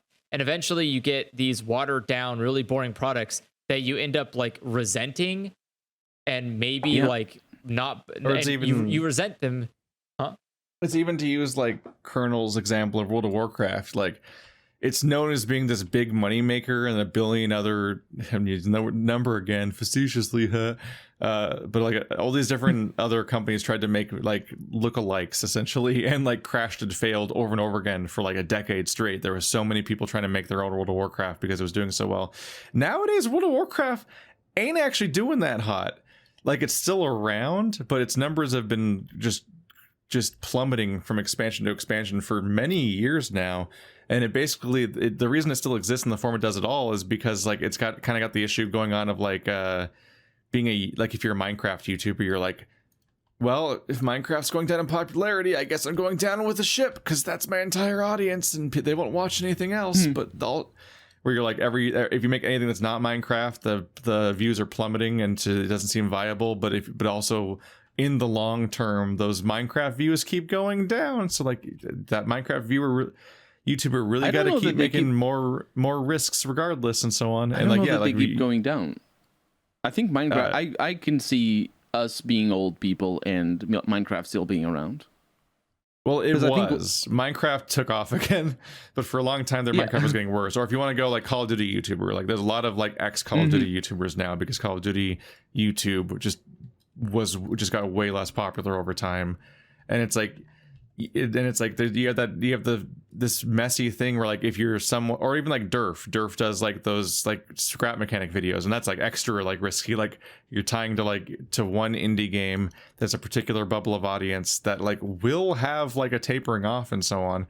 And so like you have this conflict of feedback where like on one hand your views as the thing dies down will continue to trend down, but every time you experiment and do something outside of that territory, that thing will do way worse. But you kind of need to keep like poking out into different directions until something does like actually catch fire. Because if you take the feedback of those things doing bad to think, oh well, I just won't do the things that do bad ever, I'll just stick to the one thing that does well forever. That forever will cease to be a thing that will exist anymore. Like there just won't be a forever anymore. So you will have failed to experiment to keep your company afloat, and then just silently watched as it went down with the ship the whole time, like which you saw happening. But it's the golden feedback eggs isn't there. Chicken. You need long-term incentive like viewpoints. Like you can't just look at what'll happen in that month. You have to look at the long term, or you're just fucked. it's the golden eggs chicken, but more connected to, if you take her eggs, she just stops laying. So it's better to, because the thing is, I think maybe I'm wrong, but even big channels that focused exclusively on Minecraft, some big channels have been able to pitch in toward other things, and they get views if they get big enough. If you get to a point where it is actually a golden eggs chicken, it's I don't know. I think because it's a tool. You get, like, even if you get fewer people watching a video, watching a series, or, you know, drastically fewer people, you can still pivot your channel in like a way such a that critical mass. Like, someone will play it, someone will watch it. Yeah. But the issue is that people get the feedback. If they care about the stats, they constantly get the feedback of, like, oh, if I do anything else, it does way worse, and that encourages them to stop doing that. And that's the same thing that happens with with people that make movies and people that make games, is that they are afraid to branch out into other projects because they see the numbers be lower. It's like, well, obviously, then I'll just do the thing that makes the numbers higher. But then they ignore the fact that the numbers for the higher thing are also just continually tapering off from year to year. Mm-hmm. And then they get into a corner where it's like, what do we do? We're the World of Warcraft company, but World of Warcraft's been doing worse every year. And they can only think within the box of how to retool World of Warcraft to get more people to play it forever, like 15 years after it came out, as opposed to thinking in terms of going somewhere else. And that's the loop that a lot of these franchises World of Warcraft, though? I don't know. I suppose they're just recycling old customers. They're just like, I might as well play a little bit. Yeah, you just keep, like, sparking their interest with this or that thing again. There's a whole thing with World of Warcraft where it's this increasingly masturbatory feedback loop of, like, cameos and, like, known characters coming back over and over again, and they've had, like, they keep coming up with excuses to, like, revisit old things over and over again. Like, I know that Legion brought back Illidan, which was the boss of the first expansion, and they just brought him back again. Like, they brought back Black Temple. Like, they find reasons to just bring back previous entire dungeons. Like, Naxxramas was the original tier 3, and they had a whole thing with Naxxramas, I think, recently, to the point where now what was really silly is that, like, they had Draenor, which was an expansion that was just an alternate timeline version of Burning Crusade. So it was the same setting as the first expansion, but a different timeline with, like, the Power Rangers orcs that are all evil or whatever. It's like a different timeline where they didn't do the thing that was the original sin thing that created the orcs or whatever in the WoW timeline. I'm not very good at the WoW lore. But like, the current expansion, Shadowlands, is just the afterlife. So now they're just bringing back all the dead people, and you're fighting them all again in various contexts, or encountering them in different reasons. So it's just an expansion that's just it's like the 4 circles of hell, essentially, or the 4 different, like, realms of the afterlife. Yeah. And all your favorite characters are somewhere in there, and they'll have a whole cutscene dedicated to re-killing, like, a bear that you cared about once if you were paying attention, and, like, all these various, like, it starts off with, like, breaking a relic that was, like, the Lich King's helm, and it's like, I remember the Lich King, and, like, it's just reference after reference after reference, and it's like, while all trying to have this big climactic showdown about, like, these multi-expansion storylines, but also bringing back every character that's ever happened. And it's just like, it is a lot. It is a lot. The expansion starts with you personally hanging out with all the most important people of the World of Warcraft franchise as they all get kidnapped one by one, and then you have to go save them one by one, and like, along the way you'll encounter the ghosts of every character you've ever heard of. And it's just like, at some point, like, it's like really desperate. Like, it's particularly frustrating because, like, there was, like, a lack of new things problem with the Warcraft universe, where they were like, this is all an adaptation of an RTS franchise, which at this point you can safely assume most people haven't played, but for some reason they felt really beholden to that stuff. So each expansion was about, like, what thing can we bring back from World of Warcraft? It's like, okay, so World of Warcraft's villain, you mean? Warcraft 3's villain was Illidan, right? So we'll have a whole expansion where we fight Illidan. Okay, that's the first expansion's boss. Okay, so the expansion for Warcraft 3 was Arthas. So Arthas is back. Now you fight Arthas. He's the boss of the second expansion. Like, it was just expansion after expansion was like all tying back into this RTS over and over again and its storyline. And it's like, well, first of all, WoW was so popular, it has eclipsed the RTS it's based on in the first place. But also, like, at some point, this universe, you've been doing this for years. You can make new things for once. So to have them be recycling things from the RTS for multiple expansions, and then have an entire arc where they then bring those things back again, and now they're having an arc where it's the afterlife, and all those guys are back again for a third time in many cases. It's like, oh my god, here's Kel'Thuzad again. He's another. The current raid has Kel'Thuzad, and I don't really remember where he's from, but I remember that name. I'm pretty sure that he's been fought before. It's really hard to care about the story of WoW, and Warcraft in general, because it's so fucking comic book convoluted at this point, so I can't remember any of it anymore. But all I know is that I'm constantly seeing names I've definitely seen before, and we're fighting them again, and it's like, cool, all right, here we go. Yeah, there does come a point where WoW will suffocate from its own self. Like, and it's a microcosm of what we've been talking about this whole podcast, where like, instead of making new and exciting things, they're endlessly trying to trot out old names and iconography in front of your face over and over again to increasingly diminishing returns, and not really getting why it doesn't work. Like, it's the last hour and a half of this podcast, but in one game. Like, its own feedback loop is just recycling things and not getting why people are getting bored more and more over time. Which maybe because it's hard for me to know, because I'm not the target demographic, and I'm also not involved with like anything to do with WoW. I have no idea how it's built, how it's funded, how it's whatever. Like, is there somebody knocking on the door and like, hey, I haven't seen Illidan in 6 years. Where the fuck is he? Like, is someone, is there like some guy in the higher level management? Now. Like, I think he's fighting people in space. Like, he's probably like he's the Green Lantern. But like, is there someone like in the higher up in WoW, like coming, like barreling through the cubicles? Like, I swear to fucking God, if I don't see fucking this character in the next expansion, I'm gonna lose it. And someone's like, isn't that guy dead? Didn't we kill him like 6 expansions ago? It's like, I don't give a shit. Bring him back. Like, who is sitting here and writing the syllabus for the next expansion? And it's like, all right, boys, I hope you remember the first and the third expansion, because they're really important. But also, we're going to bring stuff back from like the 5th expansion, but only kind of minorly. And also, we're going to talk like about what happened between the 4th and 3rd expansion, but like just tangentially. It's like a reference. People are going to laugh about it, blah, blah, blah. And it falls so flat as storytelling if you haven't been like watching the 23 Marvel movies that have happened in the meantime.